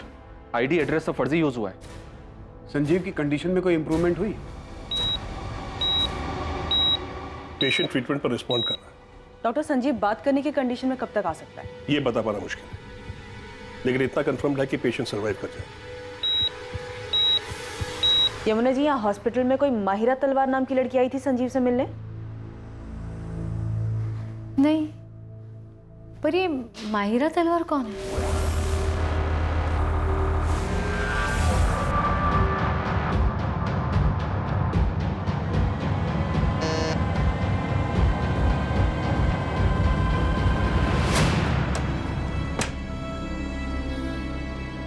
मुझे पता था तू आएगी माहिरा। छोड़ो छोड़ो, तुम सिर्फ जबरदस्ती कर सकते हो ना। जबरदस्ती हो या मर्जी से मुझे कुछ फर्क नहीं पड़ता माहिरा। अगर मैं पुलिस को जाके ये बता दूं कि तुम मुझे हर्ट करने के लिए और मुझसे बदला लेने के लिए ये सब कर रहे हो तो? अरे शौक से जाओ। अरे तुम्हें तो जाने की भी जरूरत नहीं है। ये तुम्हारे फोन से पुलिस को फोन कर दो कि मैं तुम्हें परेशान कर रहा हूं। क्या हुआ? अरे पकड़ो, डर क्यों रही हो? उस वीडियो में तुम्हारा ऑडियो एकदम क्लियर सुनाई दे रहा माहिरा। तो अगर हमारी सारी दिक्कत ही पूनम है तो इस दिक्कत को जड़ से हटा देते हैं ना Sanjeev. Same coffee shop, same table, तुम्हारी आवाज एकदम क्लियर सुनाई दे रही है। शहर में बहुत सारी रॉबरीज हो रही हैं, लेकिन अभी तक कोई पकड़ा नहीं गया है। तो ऐसी ही किसी एक रॉबरी में पूनम भी तो मर सकती है। मैंने उसे नहीं मारा है। तुम्हारा ये खूबसूरत चेहरा और जेल की सलाखें, कभी सोचा है तुमने जेल में पुलिस तुम्हारे साथ क्या क्या करेगी?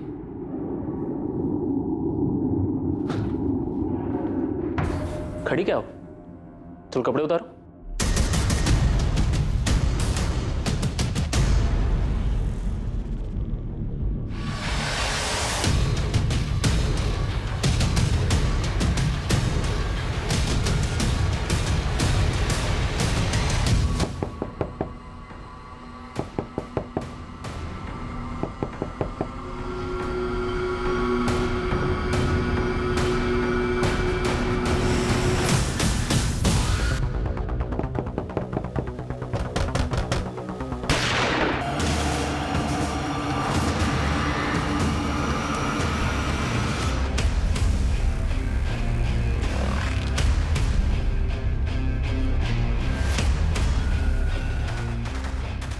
मेरे पीछे टाइम और एनर्जी दोनों वेस्ट कर रहे हैं आप लोग। उस मनोज खोसला को उठाना चाहिए था आपको। पूनम के कहने पर तुमने किसे हायर किया था? इस सवाल का जवाब ये है कि ना तो मैंने किसी को हायर किया, ना ही पूनम के वाहियात ख्याल को पूरा करने में उसकी कोई हेल्प की। मैं सब कुछ बताऊंगा आपको, लेकिन आप मेरी बात पे यकीन नहीं करेंगे। आप रिसोर्सेज वेस्ट करेंगे, मेरे पीछे खबरी लगाएंगे, कॉल डिटेल्स निकलवाएंगे, लेकिन आपको मिलेगा कुछ नहीं, क्योंकि मैंने जो कुछ किया है बड़ी सफाई के साथ किया है। सर मैंने कुछ किया ही नहीं है। आप मनोज खोसला को उठाइए। ऐसा क्या जानते हो तुम मनोज खोसला के बारे में? शोर की दाढ़ी में तिनका, नर्वस है वो, उठाइए उसको। अच्छा, पूनम के बारे में एक बात और बताता हूं आपको मैं। पूनम गर्दन तक धसी हुई थी कर्जे में, 1 करोड़ से ज्यादा। वो सारा पैसा मनीष कार्ला नाम के बंदे से लेती थी। पूनम की गर्दन थी उसके हाथ में, तो पूनम के पास मनोज की गर्दन दबा के पैसे निकलवाने के अलावा कोई और रास्ता नहीं था। वो मनोज खोसला पे जोर दे रही थी कि वो फ्लैट बेचकर हिस्सा दे दे। फ्लैट की कीमत थी 1 करोड़ 25 लाख। मनोज, मुझे सिर्फ पैसे चाहिए, एनी हाउ जरूरत है मुझे। अब चाहे तुम मार्केट रेट पे 50% कैश दो या फिर फ्लैट बेचकर मुझे पैसे दो। इतना सब कुछ जानते हो तो ये बात पहले क्यों नहीं बताई गिरीश? सर आप इन्वेस्टिगेशन करते हैं तो थोड़ी बहुत इन्वेस्टिगेशन हम भी कर देते हैं। आपके ऑफिसर से जब बात हुई तब मैंने ठान लिया कि इस किलर को मैं भी ढूंढूंगा, और ढूंढना शुरू भी कर दिया। आपके ऑफिसर को मैंने संजीव का दूसरा नंबर दिया था, चेक कीजिए, देखिए। माहिरा तलवार को ढूंढिए सर, उसके चैट मैसेज चेक कीजिए। सर मैं दावे के साथ कह सकता हूं कि पूनम ने यह प्लान रचा ही नहीं। रूट दिखाने का कोई एंगल था ही नहीं। सर ये बात तो कोई भी अपनी परेशानी में अपने पर्सनल भड़ास निकालने के लिए कर सकता है, और पूनम ने भी सिर्फ और सिर्फ सोचा ही था, और वो इसलिए क्योंकि वो काफी डिस्टर्ब थी अपने पति और माहिरा के अफेयर को लेके। आप मनोज खोसला को उठाइए, शायद कोई ठोस लीड दे दे आपको। और वैसे मैं तो आपके लिए अवेलेबल हूं 24/7। Thank you.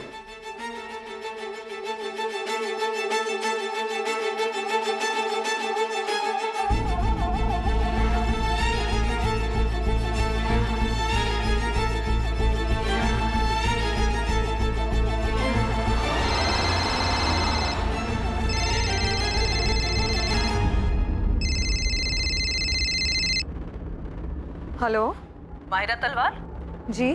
मैं असिस्टेंट सब इंस्पेक्टर आरती त्रिवेदी बोल रही हूँ। जी बताइए। बात करनी है तुमसे। कब आ सकती हो रसिक विहार पुलिस स्टेशन?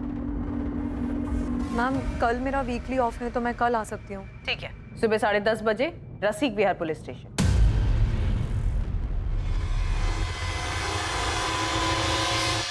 सर, ये है कमलेश रंजन का नंबर। सर, पर मैं जो करवाना चाहता था वो ऐसे नहीं होना था। तो और क्या क्या करना चाहता था मनीष कालरा? सर, पूनम के घर पे अटैक का प्लान था ही नहीं, और प्लान में उसके हस्बैंड संजीव को किसी भी तरह का हार्म पहुंचाने का कोई इंटेंशन नहीं था हमारा, क्योंकि सर उससे मेरी कोई दुश्मनी है ही नहीं। सर, मैं मानता हूं कि मैंने पूनम को मारने के लिए कमलेश को सुपारी दी थी, लेकिन ये काम ऐसे नहीं होने वाला था। सर, कमलेश ने मुझे बताया था कि वो इसे रोड एक्सीडेंट में करेगा, उसके घर पे नहीं, ताकि पूनम का मर्डर एक हादसा लगे। पूरा प्लान रेडी है सेठ, कुछ ही दिनों में आपका काम हो जाएगा। अब तक तो काम हो जाना चाहिए था ना कमलेश। पूनम मुझे आए दिन धमकी दे रही है, मैं नहीं चाहता कि वो पुलिस के पास जाए। और एक तो तुम्हारा प्लान है कि... अरे सेठ, आप बेफिक्र रहिए, पूरी फील्डिंग हो चुकी है। पूनम कब पार्लर जाती है, किस रास्ते से घर जाती है, सब पता चल गया। किलिंग भी नहीं लगेगी, पूरा का पूरा एक्सीडेंट ही लगेगा। सर, कमलेश ने बताया था कि वो एक काम रोड एक्सीडेंट में करेगा, पर जो हुआ वो प्लान का हिस्सा था ही नहीं। मेरा भरोसा कीजिए सर। तेरा भरोसा करें मनीष कालरा? मर्डर की सुपारी दी है तूने, और उस हिस्ट्री शीटर ने तुझे एक्सीडेंट बताया। उस हिस्ट्री शीटर की बात का भरोसा करें हम? साले कमलेश रंजन को भी लटकाऊंगा और साथ में तुझे भी। पूनम के मर्डर के बाद इसी नंबर पे बात हुई थी तेरी कमलेश के साथ? ये नंबर तो बंद है। उसने नहीं मारा है पूनम को। इनफैक्ट पूनम के मरने के बाद वो बाकी के पैसे तक लेने नहीं आया। और हम इस पर विश्वास कर लें? मैं सच कह रहा हूँ सर, ये किसी और का काम है। मैं सिर्फ पूनम को मरवाना चाहता था, क्योंकि तंग आ गया था मैं उससे। एक तो मेरे लोन के 1.5 करोड़ रुपए नहीं लौटा रही थी, और ऊपर से सर इस 2 नाव की सवारी में मेरा जीना मुश्किल हो गया था, फंस गया था सर मैं। तुमने आज तक एक भी इंस्टॉलमेंट नहीं लौटाया है। पर हम तो लवर्स हैं ना मनीष। हाँ, लेकिन ये लोन हमारे लवर्स वाले एंगल का हिस्सा नहीं है पूनम। तुम ये कैसी बातें कर रहे हो मनीष? पूनम, मुझे मेरे पैसे वापस चाहिए। मैंने वो पैसे तुम्हें एज ए लोन दिए थे। मनीष, दोनों पार्लर को मिलाकर भी कुछ खास रिटर्न नहीं आ रहा है, इसीलिए मैंने दिवाली पर हैवी डिस्काउंट ऑफर रखा है। क्या पता बिजनेस पिक कर जाए। और ये बात तुम्हें मुझसे ज्यादा अच्छे से पता है कि मार्केट स्लो डाउन है। इसलिए तो पैसे वापस मांग रहा हूँ पूनम। मैं मार्केट से अलग नहीं हूँ, मुझे भी पैसों की जरूरत है। पर अचानक ये पैसों की बात कहाँ से आ गई मनीष? क्या मैं तुम्हें वो सब कुछ नहीं दे पाई जो तुम्हें खुशी दे सके, जो तुम्हें चाहिए था? तो मुझे कोई एक तरफा नहीं मिला है पूनम, तुम्हें भी मुझसे वो सारी खुशियां मिली हैं। तुम्हें हो क्या गया है मनीष? पूनम, आज के बाद हम ऐसे नहीं मिलेंगे। आज ही आखिरी था। आज के बाद इट्स स्ट्रिक्टली बिजनेस। तुम प्लीज मेरे पैसे लौटा दो और भूल जाओ कि हमारे बीच में कुछ हुआ भी था। Avantika, am I right? उसी की वजह से तुम मेरे साथ ये कर रहे हो ना? तुम तो गए मनीष। बेस्ट लॉयर हायर करूंगी और रिद्धि मेरे साथ रहेगी, और एलिमनी में इतना पैसा मांगूंगी ना कि तुम सड़क पर आ जाओगे। अवंतिका, मैं सिर्फ सो रहे थे ना उसके साथ? मैं बहक गया था अवंतिका। पूनम बस मेरी क्लाइंट है। लेकिन अब तुम उसके क्लाइंट हो, होटल में उसके साथ गुलछर्रे उड़ाते हो ना। अब ये बात मैं सबको बताऊंगी, रिद्धि को भी और कोर्ट को भी। अवंतिका, हम बस फिजिकल हुए थे। एक बार डाइवोर्स हो जाने दो, फिर मैं भी ढूंढ लूंगी किसी, सिर्फ फिजिकल होने के लिए। अवंतिका, चिल्लाओ मत, रहो उसी के पास।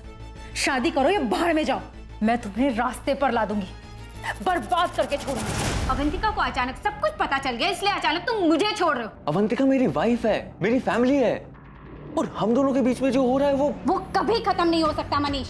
तुम कैसी बात कर रही हो पूनम? तुम्हारी खुद की फैमिली है, हस्बैंड है। हस्बैंड, राइट, हस्बैंड जिसका अफेयर किसी और के साथ चल रहा है। अरे तो उसमें मैं क्या करूं पूनम? देखो, तुम प्लीज मेरे लोन के पैसे मुझे लौटा दो और भूल जाओ कि हम एक दूसरे को कभी जानते भी थे। हम दोनों के बीच जो कुछ हुआ उसमें हम दोनों की मर्जी थी, तो जब चाहो तुम मुंह उठाकर सब कुछ खत्म नहीं कर सकते। सर, घर पे अवंतिका मुझे धमका रही थी और बाहर पूनम। सर, अवंतिका तो मेरी वाइफ है, मैं उसे नहीं छोड़ सकता था, पर पूनम ने तो सारी लिमिट्स क्रॉस कर दी थी सर। मैं तुम्हें बर्बाद कर दूंगी मनीष, कहीं का नहीं छोड़ूंगी तुम्हें। ये सही नहीं है पूनम। तुम मेरे साथ थी क्योंकि तुम्हें भी अच्छा लग रहा था, पर अब नहीं। मुझसे भागना इतना भी आसान नहीं है मनीष। मैं तुमसे भाग नहीं रहा हूँ। मैं भागने भी नहीं दूंगी मनीष। अगर तुम्हारी वाइफ तुम्हें कोर्ट में ले जाने की धमकी दे रही है तो मैं तुम्हें पुलिस स्टेशन लेके जाऊंगी। लेकिन मैंने तुम्हारा किया क्या है पूनम? रेप किया है तुमने मेरा मनीष। नहीं, इनोसेंट मत बनो। तुमने मुझे लोन दिया, उसे वापस लेने के लिए तुम मुझे ब्लैकमेल कर रहे हो और जबरदस्ती रेप करना। बस यही बात मैं पुलिस स्टेशन जाके बोल दूंगी। तुम ऐसा नहीं कर सकती पूनम। मैं बिल्कुल कर सकती, इनफैक्ट मैं ऐसा ही करूं। मैं दोनों के बीच में पिसता जा रहा था सर, लेकिन अपनी फैमिली की कसम खा के कह रहा हूँ कि मैंने ये नहीं करवाया। ये डिसाइड हुआ था कि कमलेश इस हादसे को एक्सीडेंट का रूप देगा, पर यहाँ तो रॉबरी और मर्डर हुआ है सर। सर ये किसी और का काम है।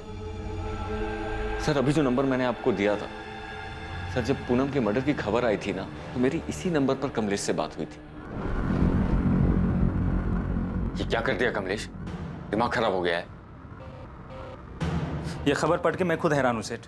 तुमने क्या कहा था? उसका एक्सीडेंट होगा। अरे सेठ, हमने कुछ किया ही नहीं है। झूठ मत बोलो। मैं क्यों झूठ बोलूंगा सेठ? मैंने सुपारी उठाई, काम किया होता तो आपको फोन करता, बैलेंस पेमेंट लेने आता, और हमने तो एक्सीडेंट सोचा था ना। पर किसी टेढ़ी खोपड़ी ने घर में घुस के मार दिया तुम्हें। सर मैं कसम खा के कह रहा हूँ कि मैंने सुपारी दी थी, लेकिन प्लान एक्सीडेंट का ही था। साले तेरे जैसे मास्टरमाइंड और कमलेश जैसे हिस्ट्री शीटर पर भरोसा करने लगे ना, तो हमें नौकरी छोड़ के घर बैठ जाना चाहिए।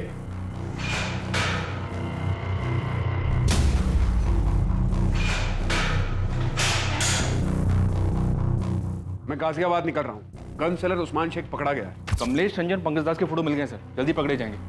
आरती को मायरा और संजीव के चैट मैसेजेस मिले हैं। मायरा को बुलाया इंक्वायरी के लिए।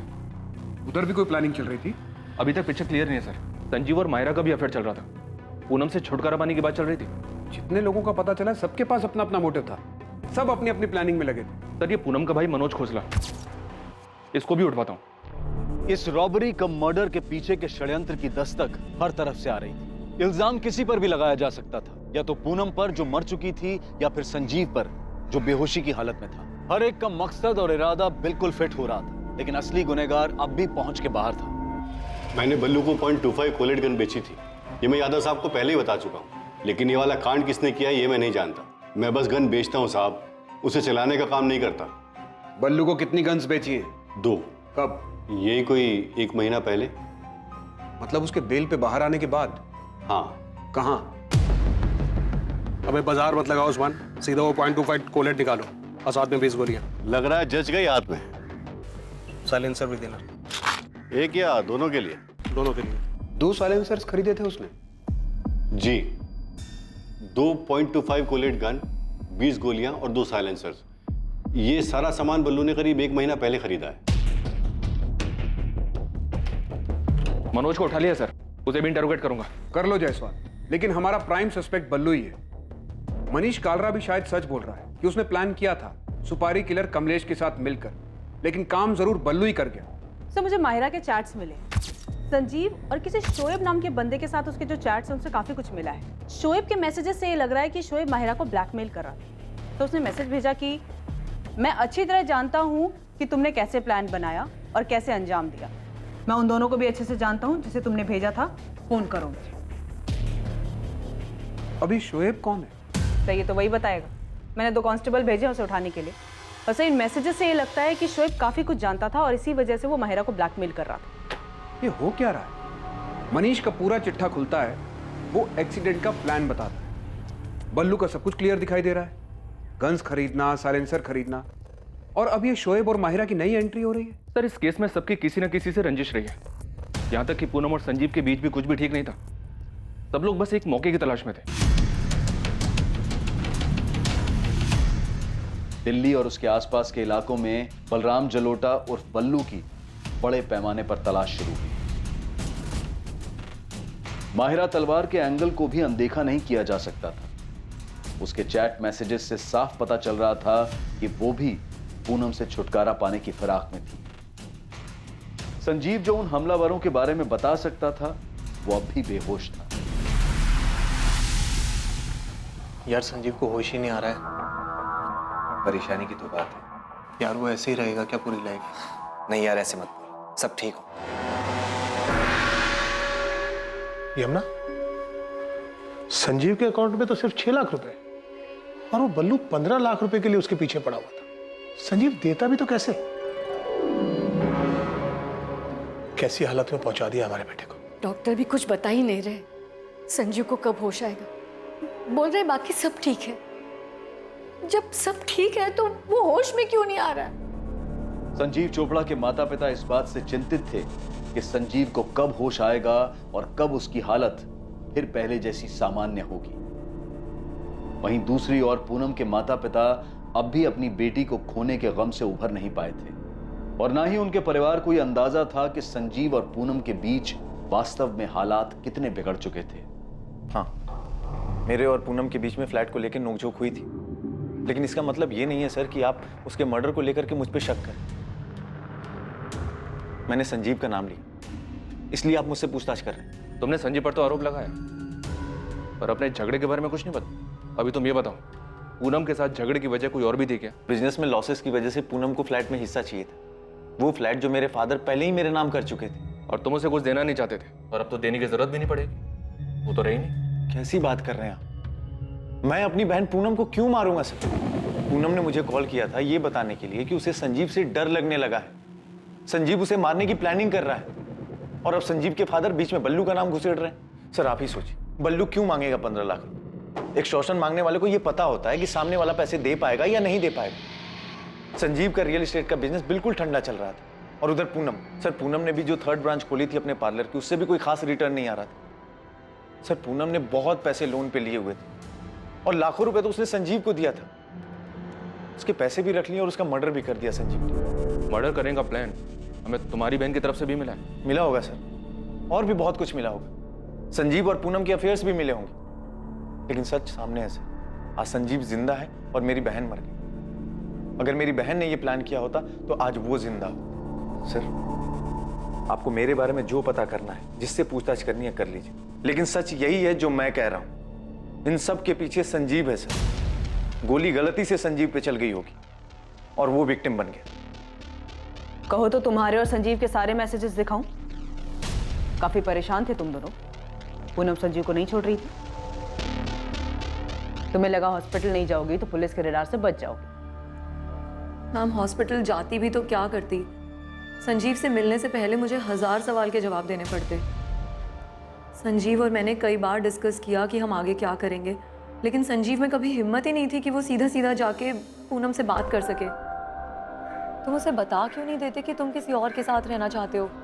पूनम ना बहुत पजेसिव है। तो क्या मैं ये समझूं कि तुम मेरे साथ सिर्फ एंजॉयमेंट के लिए हो? ऐसा नहीं है मायरा, तुम बात समझने की कोशिश करो। पिछले 1-1.5 साल से मेरा बिजनेस बहुत डाउन चल रहा है, और मैंने पूनम से बहुत सारे पैसे लिए, और पूनम ने भी वो पैसे सामने से लोन पर उठाए। मतलब तुम उसे इसीलिए नहीं छोड़ सकते क्योंकि तुमने उससे पैसे लिए हैं? वो मुझे नहीं छोड़ेगी, बहुत खतरनाक औरत है। क्या कहा तुमने संजीव? क्या कहा? तुम्हें अलग होना? तुम्हें ये अचानक हो क्या गया है? जब से हम मिले तब से अब तक हम दोनों के बीच काफी कुछ बदल चुका है। साफ साफ बोलो, क्या कहना है? मैं जानता हूँ तुम्हारी लाइफ में, मेरी लाइफ में कोई है? तुम पीछा कर रहे हो मेरा ये मतलब नहीं था। तो फिर क्या मतलब था? क्या मतलब समझूं मैं? कि तुम्हारे मतलब की कोई मिल गई है तुम्हें? नहीं। तुम अलग होने की सोच भी कैसे सकते हो संजीव? तुम्हारे लिए 50 लाख का लोन उठाया है मैंने, और तुम बड़े आराम से हजम करके अलग होना चाहते हो मुझसे। नहीं, बस मैं सोच रहा था कि क्या वैसे भी हम दोनों एक दूसरे से खुश है क्या? सब समझ में आ रहा है मुझे, समझ भी आ रहा है और दिख भी रहा है। तुम्हें कोई खुश करने वाली मिल गई और तुमने एक बढ़िया सी खिचड़ी बनाई और मुझे सर्व कर रही। ऐसा कुछ नहीं है। और ऐसा होना भी नहीं चाहिए संजीव। अगर ऐसा हुआ तो तुम्हारा क्या हाल होगा तुम सोच भी नहीं सकते। इनडायरेक्टली मैंने उससे डिवोर्स की बात की तो उसके अंदर का भूत बाहर आ गया। अगर पूनम ही हमारी सारी दिक्कत है तो इस दिक्कत को जड़ से खत्म कर देते हैं। देखो शहर में बहुत सारी रॉबरीज हो रही हैं और अभी तक कोई पकड़ा नहीं गया है, तो किसी एक रॉबरी में पूनम मर भी तो सकती है। नहीं मायरा, ये सॉल्यूशन नहीं है, इससे तो सब बर्बाद हो जाएगा। तो फिर हमें आबाद करने का कोई और प्लान है क्या तुम्हारे पास? मैं अपनी बात आगे बोल भी नहीं पाई थी कि संजीव ने सुनने से भी इनकार कर दिया। पर तुमने ये सोचा कि ये रॉबरी वाला प्लान काम कर जाएगा। हाँ, और उसका नतीजा मैं आज तक भुगत रही हूँ। जिसके मैसेजेस ट्रेस करके आप मुझ तक पहुंची हैं, शोएब, उसने उस दिन मेरी सारी बातें रिकॉर्ड कर ली थी, और उसके बाद उसने मुझसे ज़बरदस्ती बहुत कुछ लिया है। मेरी इज्जत। शोएब कॉलेज में मेरा बॉयफ्रेंड था लेकिन अब नहीं है, और ये बात उससे बर्दाश्त ही नहीं हो रही। वो मेरा पीछा करता है, उस रिकॉर्डिंग से मुझे ब्लैकमेल करता है। मेरी कुछ लाइफ ही नहीं बची है।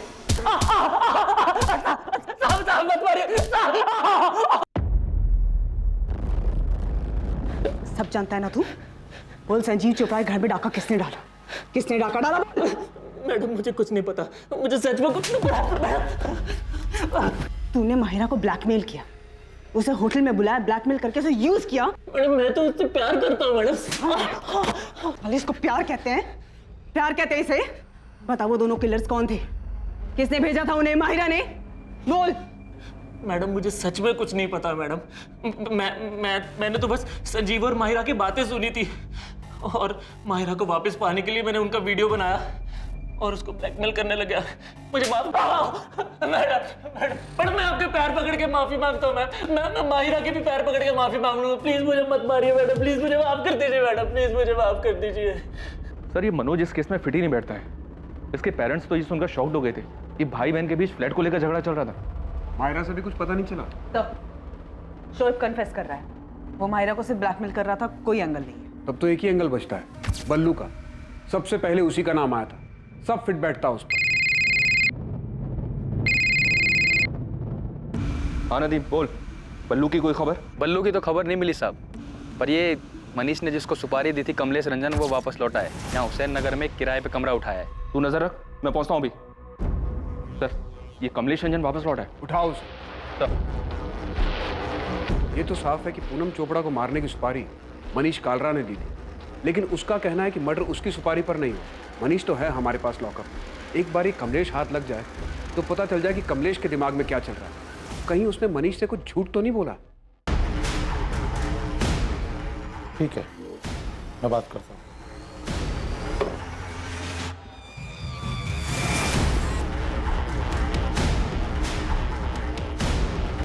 वो वाला कमरा है साहब।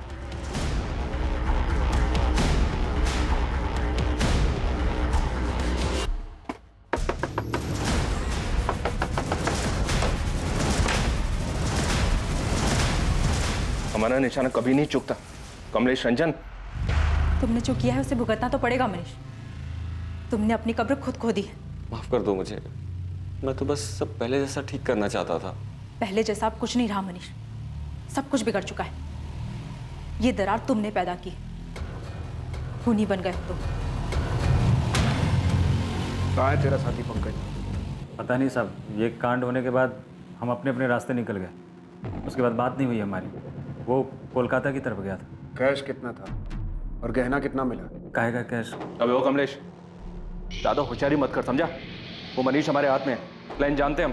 3-4 और रॉबरी तेरे नाम पे डाल देंगे, गोली मार देंगे, कोई नहीं आएगा तुझे पूछने। कमलेश। हाँ साहब आप कर सकते हो, पर मुझे मारने से असली मुजिम तो नहीं मिलेगा ना। मैं खुद हैरान हूँ। मनीष सेठ से सुपारी मैंने उठाया था। मैं और पंकज ये काम 16 तारीख को करने वाले थे। एक्सीडेंट के लिए हमने गाड़ी भी जुगाड़ लिया था, पर उससे पहले ही 14 की रात को कोई ये कांड कर दिया। तो सुपारी गैंग में तुझे खबर नहीं मिली कि एक ही आदमी की डबल सुपारी बट रही है? नहीं पता चला साहब, जितों को जानता हूँ पूछ पूछ के थक गया हूँ।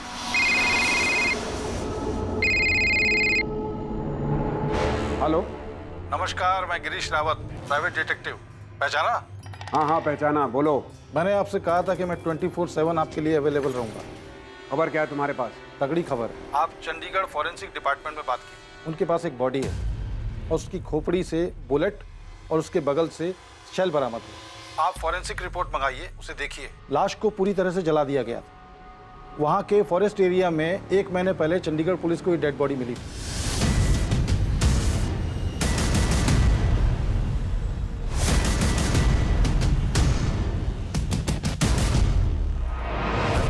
ये चंडीगढ़ वाले मर्डर केस में बुलेट .25 कॉलेट गन से चलाई गई थी। तुम्हें कैसे मालूम कि .25 कॉलेट गन हमारे केस में भी शामिल है? Thank you inspector. आप तो तारीफ करेंगे नहीं तो सोचा मैं ही थैंक यू बोल देता हूँ। वैसे ये इन्फॉर्मेशन मुझे अपने चंडीगढ़ नेटवर्क से मिली थी और आज तक चंडीगढ़ पुलिस को ये नहीं मालूम कि डेड बॉडी किसकी है। शायद ये इन्फॉर्मेशन आपके कुछ काम आ जाए। 2 .25 कोलेट गन, 20 गोलियां और 2 साइलेंसर्स। ये सारा सामान बल्लू ने करीब 1 महीना पहले खरीदा है। जी सर, जंगल में मिली थी बॉडी, 17 सितंबर की बात है। एकदम जली हुई कंडीशन में। आज तक पहचान नहीं हो पाई विक्टिम की, वैसे पहचानना मुश्किल है। ये मर्डर बलराम जलोटा उर्फ बल्लू का ही काम होगा। हाँ, दिल्ली पुलिस हेडक्वार्टर से वांटेड लिस्ट आई, उसमें फोटो मिला है उसका। बल्लू हमारे यहाँ से वांटेड है, मर्डर कम रॉबरी केस में। मर्डर में यहाँ जो गन यूज हुई है वो .25 कॉलेट गन है। शायद तुम्हें भी यही मिला। हाँ यही है। बुलेट विक्टिम के स्कल से रिकवर हुआ था और सेल भी वहीं पास में पड़ा था। FSL के पास ही है वो, और रिपोर्ट दी है उन्होंने कि गोली .25 कॉलेट गन से ही चली थी। मुझे FSL से वो बुलेट चाहिए, मेरा ऑफिसर अंकुर सिन्हा ये कोऑर्डिनेट करेगा। बुलेट आपको मिल जाएगी सर। क्राइम सीन और बर्न्ट बॉडी के फोटो भी हैं हमारे पास, पर बॉडी हमने क्रिमिनेट कर दी है। पर विक्टिम का डीएनए प्रिजर्व्ड है। आइडेंटिटी ट्रेस करने में दिक्कत इसलिए आ रही है क्योंकि कोई मिसिंग रिपोर्ट ही मैच नहीं हो पा रही है। एक अनजान आदमी की चंडीगढ़ में हुई हत्या और उस हत्या में इस्तेमाल की गई गन का संजीव और पूनम के घर पर हुई डकैती और हत्या के केस से निश्चित तौर पर संबंध था। मगर इन कड़ियों को जोड़ पाना और प्राइम सस्पेक्ट बलराम जलोटा और बल्लू तक पहुंच पाना पुलिस के लिए आसान साबित नहीं होने वाला। इस मामले में हॉस्पिटल से अभी कुछ और चीजें सामने आनी थी, जहां संजीव चोपड़ा धीरे धीरे रिकवर हो रहा था। सर, एक गुड न्यूज है। ये खबर मैंने आपको पहले इसलिए नहीं दी बिकॉज मैं आपको डिसअपॉइंट नहीं करना चाहता था। संजीव चोपड़ा को होश आ गया डॉक्टर? जी हाँ, 3 दिन पहले। अब संजीव बात करने की कंडीशन में है, लेकिन मैं आपको 5 मिनट से ज्यादा अलाउ नहीं कर सकता। इन्वेस्टिगेटिंग टीम को उम्मीद थी कि संजीव चोपड़ा होश में आकर उन्हें हमलावरों के बारे में बताएगा, कोई जानकारी या सुराग देगा। लेकिन क्या वाकई ये जानकारी कुछ अलग साबित होने वाली थी, जो कि इन्वेस्टिगेटिंग टीम को पहले से नहीं पता था? संजीव,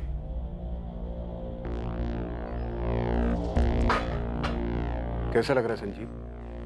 कुछ समझ में नहीं आ रहा सर।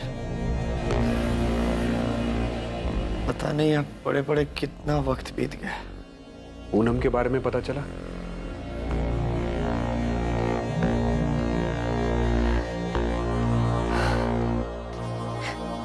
मुझे यकीन नहीं हो रहा मैं कैसे बच गया।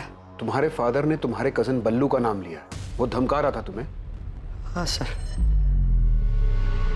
बल्लू ने ही धमकी दी थी। मुझे क्या पता था वो सच में ऐसा कुछ करेगा। पक्का वो बल्लू ही था? हाँ सर, वो बल्लू ही था। अरे कौन है भाई?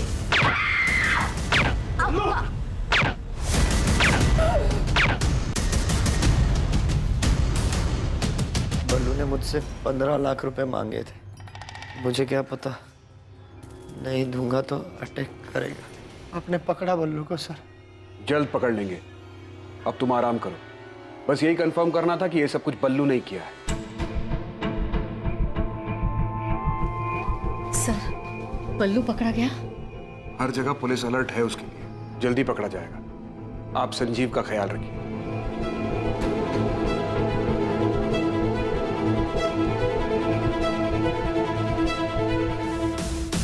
दोनों भाई हैं, जसवंत गिल बड़ा और मनप्रीत गिल छोटा है। ऑलमोस्ट हर दिन दिखते हैं हॉस्पिटल में दोनों। संजीव और ये दोनों भाई ग्वालियर में एक साथ ही बड़े हुए हैं। ग्वालियर में संजीव के ग्रैंडफादर थे। सर, संजीव के कॉल रिकॉर्ड्स में भी दोनों का नाम था। कुछ ठोस मिला है चंडीगढ़ केस में। वो बुलेट शेल एफएसएल ने भेजा है मुझे। उसी गन से चली या उनमें से किसी एक गन से? ये अभी नहीं बता सकता, लेकिन जो बुलेट शेल है उसमें सीरीज नंबर है। वो उसी सीरियल नंबर के आसपास की है जो हमें संजीव के घर से मिली थी। 20 गोलियां खरीदी थी बल्लू ने। अबे बाजार मत लगाओ उस्मान, सीधा वो .25 कोलेट निकालो और साथ में 20 गोलियां। थैंक्स अंकुर, शायद इस चंडीगढ़ वाली इंफॉर्मेशन से बल्लू का कुछ पता चले। सर, महीने भर से हम हर जगह हर पुलिस स्टेशन में तलाश रहे हैं, एक भी मिसिंग कंप्लेंट मैच नहीं हो रहा है। आपके बोलने के बाद हमने सबको दोबारा से सारी डिटेल भेजी। सतीश, तुम चंडीगढ़ के 16 और 17 सितंबर के सीसीटीवी फुटेजेस दे सकते हो, खासकर टोल नाका और सारे एंट्री एग्जिट पॉइंट्स के? ठीक है, 1-2 दिन दो, मुझे भिजवाता हूं।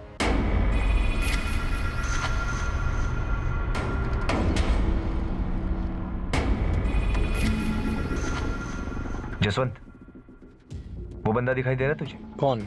वही जो बाइक के पास खड़ा लाइनिंग टी शर्ट वाला। वो 2 दिन से यहीं दिखाई दे रहा है। हाँ यार, इसको तो हॉस्पिटल के अंदर भी देखा था मैंने। ये ले भाई।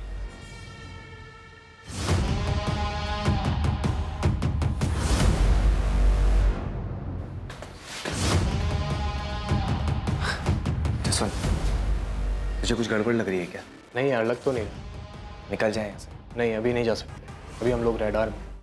हाँ, मनप्रीत और जसवंत संजीव के बचपन के दोस्त हैं। हाँ, पूछा था मैंने, बताया उन दोनों ने। और आप उनके बारे में क्यों पूछ रही हैं? ऐसे ही पूछताछ करने की तो आदत है हमारी। वैसे धनीराम जी, आप मुझे बताइए कि जसवंत और मनप्रीत को कैसे पता चला कि संजीव हॉस्पिटल में है और उसकी वाइफ पूनम की डेथ हो गई है? आपने फोन किया था? जी नहीं, उन्होंने फोन किया था। सर, चंडीगढ़ के सीसीटीवी फुटेजेस के तकरीबन 60% फुटेजेस स्कैन कर रही हैं, पर बल्लू कहीं भी नहीं दिख रहा है। डबल मर्डर केस में बल्लू पकड़ा गया, अंडर ट्रायल था। 2 महीने पहले वो बेल पर बाहर आया था। पहले महीने वो रेगुलर गाजियाबाद जेल में जाके हाजिरी देता रहा, उसके बाद वो वहां नहीं गया। 14 सितंबर लास्ट डेट थी जब वो हाजिरी देने गया था। उसके बाद से बल्लू किसी को दिखाई नहीं दी। संजीव के घर कांड होने के बाद ना हमें दिखाई दे रहा है, ना चंडीगढ़ के सीसीटीवी फुटेज में दिखाई दे रहा है। ऐसे कहां जा सकता है कि किसी को दिखाई ना दे? एक काम करो, संजीव के दोनों दोस्त जसवंत और मनप्रीत, इनको उठा लो। क्या पूछना है बाद में देखेंगे। जी सर। और बल्लू की माँ उषा, देखते ही गोली मार दीजिए बल्लू को। मेरा बेटा नहीं है वो।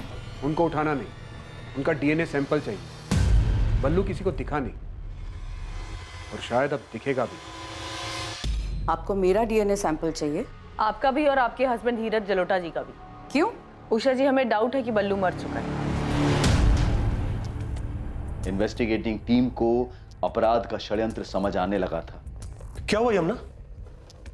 वो पुलिस जसवंत और मनप्रीत को लेके गई। अब पुलिस को जसवंत और मनप्रीत से क्या चाहिए?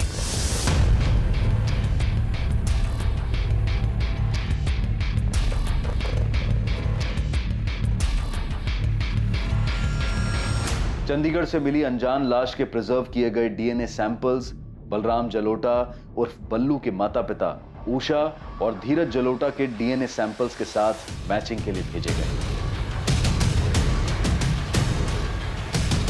बैठ जाओ।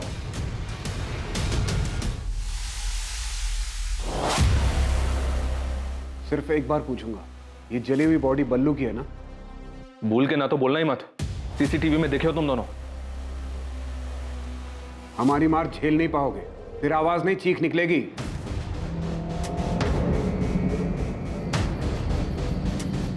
लो, बन गई बोतल। इतने दिन से प्रैक्टिस कर रहे हो ना? चलो अब लगाओ निशाना। बाएं आंख बंद करो, 1 2 3 में बोतल धड़ाम। और इतनी पास में बोतल बांधा है कि आसानी से बोतल फूटनी चाहिए, ठीक है? और टेंशन मत लो, इसमें ये साइलेंसर लगा है, किसी को सुनाई नहीं देगा, किसी को कुछ पता नहीं चलेगा। 3 तक गिनती में बोतल धड़ाम। 1 2 3।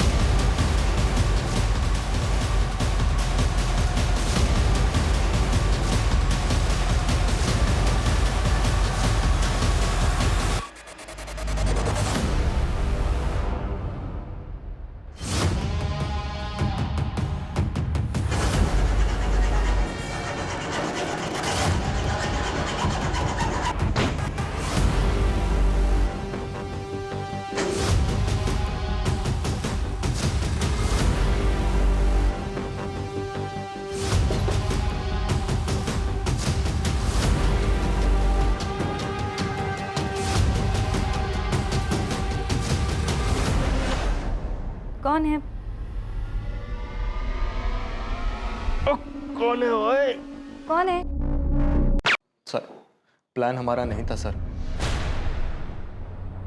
हमें तो सिर्फ पैसे मिलने वाले थे और घर में कोई लूट भी नहीं हुई थी।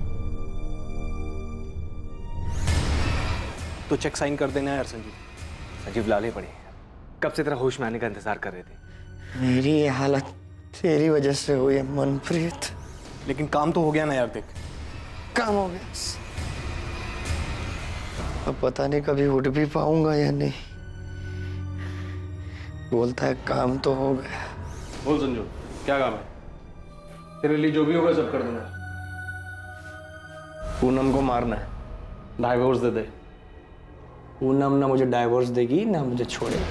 पहले वो सारे पैसे लौटा दो जो मैंने तुम्हें लोन पर उठा कर दिए, उसके बाद इस कोठी पर मेरा नाम लिखवा दो। तो पूनम भरोसा करो मुझ पर, मैं डाइवोर्स के बाद में भी पैसे लौटा दूंगा। बेवकूफ समझाया क्या तुमने मुझे संजीव? हाँ, मनीष का लोन मेरे सर पर है तो इस बात का फायदा उठाकर तुम मुझे छोड़कर वो माहिरा के साथ चले जाओ।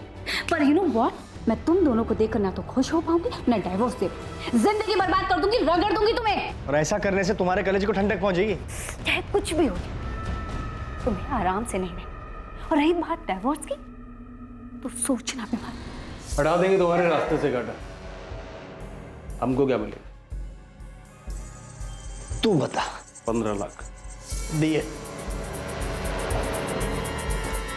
लेकिन तू ये कांड नहीं करेगा। तो तुम करोगे?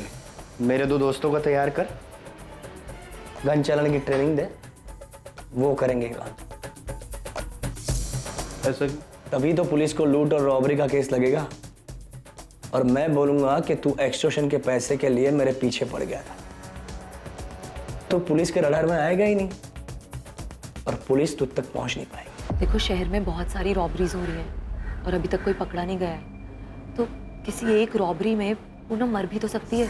एक तरफ पुलिस को लूट और रॉबरी का केस लगेगा, और दूसरी तरफ तेरा नाम आएगा एक्सटॉर्शन।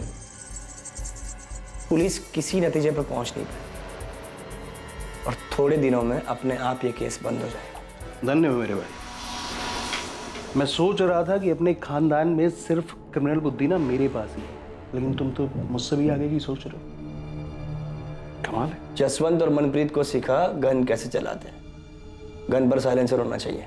टेंशन मत लो, हो जाएगा। कब करना है फाइनल डेट बता। तू गन का इंतजाम कर, ट्रेनिंग दे, डेट में बता दो।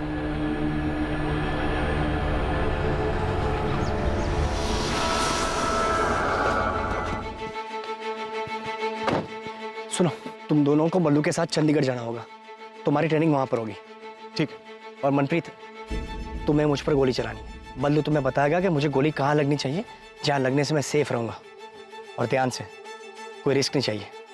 Don't worry. और जसवंत, बल्लू तुम्हें बताएगा कि पूनम को गोली कहाँ लगनी चाहिए, जहाँ लगने से वो बचनी नहीं चाहिए। जिस दिन ट्रेनिंग खत्म होगी उस दिन बल्लू को गुरु दक्षिणा देना भूलना मत। गोली सीधे सर में लगनी चाहिए। बल्लू को मारना है? बचना नहीं चाहिए। लेकिन क्यों संजीव? क्योंकि बल्लू मेन सस्पेक्ट होगा, और पुलिस उसे ढूंढने के लिए जमीन आसमान एक कर देगी। उसे मारने के बाद इतनी अच्छी तरह से जलाना ताकि कोई पहचान ना सके, और पुलिस के हाथों सस्पेक्ट लगेगा ही नहीं, केस अपने आप बंद हो जाएगा। कितने पैसे देने वाला था संजीव? सर 5 लाख, पर गलती हो गई मेरे हाथ से। 2 ही गोली चलानी थी, लेकिन गलती से 3 गोली चल गई संजीव पर, और वो भी गलत जगह। कौन है? चला, अब गोली चला मुझ पर, ध्यान से। तुझे ट्रेनिंग भी दी थी ना, 2 गोली बोला था, तूने 3 गोली चला दी। गिनती भी नहीं आती कि कुछ और प्लान कर रहा था तू? संजीव ऐसा नहीं है यार, गलती से चल गई थी, जानबूझ के नहीं किया। गलती हो गई यार, समझना यार। फुटो यहाँ से। जब मैं ठीक हो जाऊंगा तब पैसे की बात करेंगे। जाओ, निकलो यहाँ से। सर हमसे तो दोस्ती यारी में हो गया सर, आज तक कोई पैसा नहीं मिला सर, इसीलिए इतने दिन से हॉस्पिटल के चक्कर काट रहे हैं। पैसा नहीं, किलो के हिसाब से चार्जेस लगेंगे दोनों पर। ये तो नहीं पता तू कब फिर से ठीक होगा संजीव चोपड़ा, पर जब भी चलने फिरने लायक होगा तब हम लेंगे तेरी कस्टडी। डिवोर्स के लिए कोर्ट जाता, उसमें कम दिमाग खर्च होता तेरा। इतना दिमाग बेवकूफी वाले काम में लगा दिया और क्रिमिनल बन गया तू।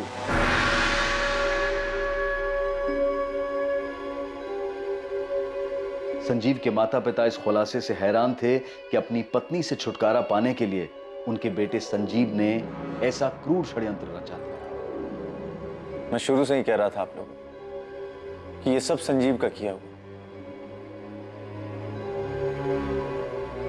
माहिरा ने पूनम से छुटकारा पाने के लिए दिल्ली में हो रही रॉबरीज की आड़ में इस तरह से रॉबरी और मर्डर के बारे में सोचा था, लेकिन इन्वेस्टिगेशन में सामने आया कि असल में हुए अपराध में माहिरा की कोई भूमिका नहीं थी।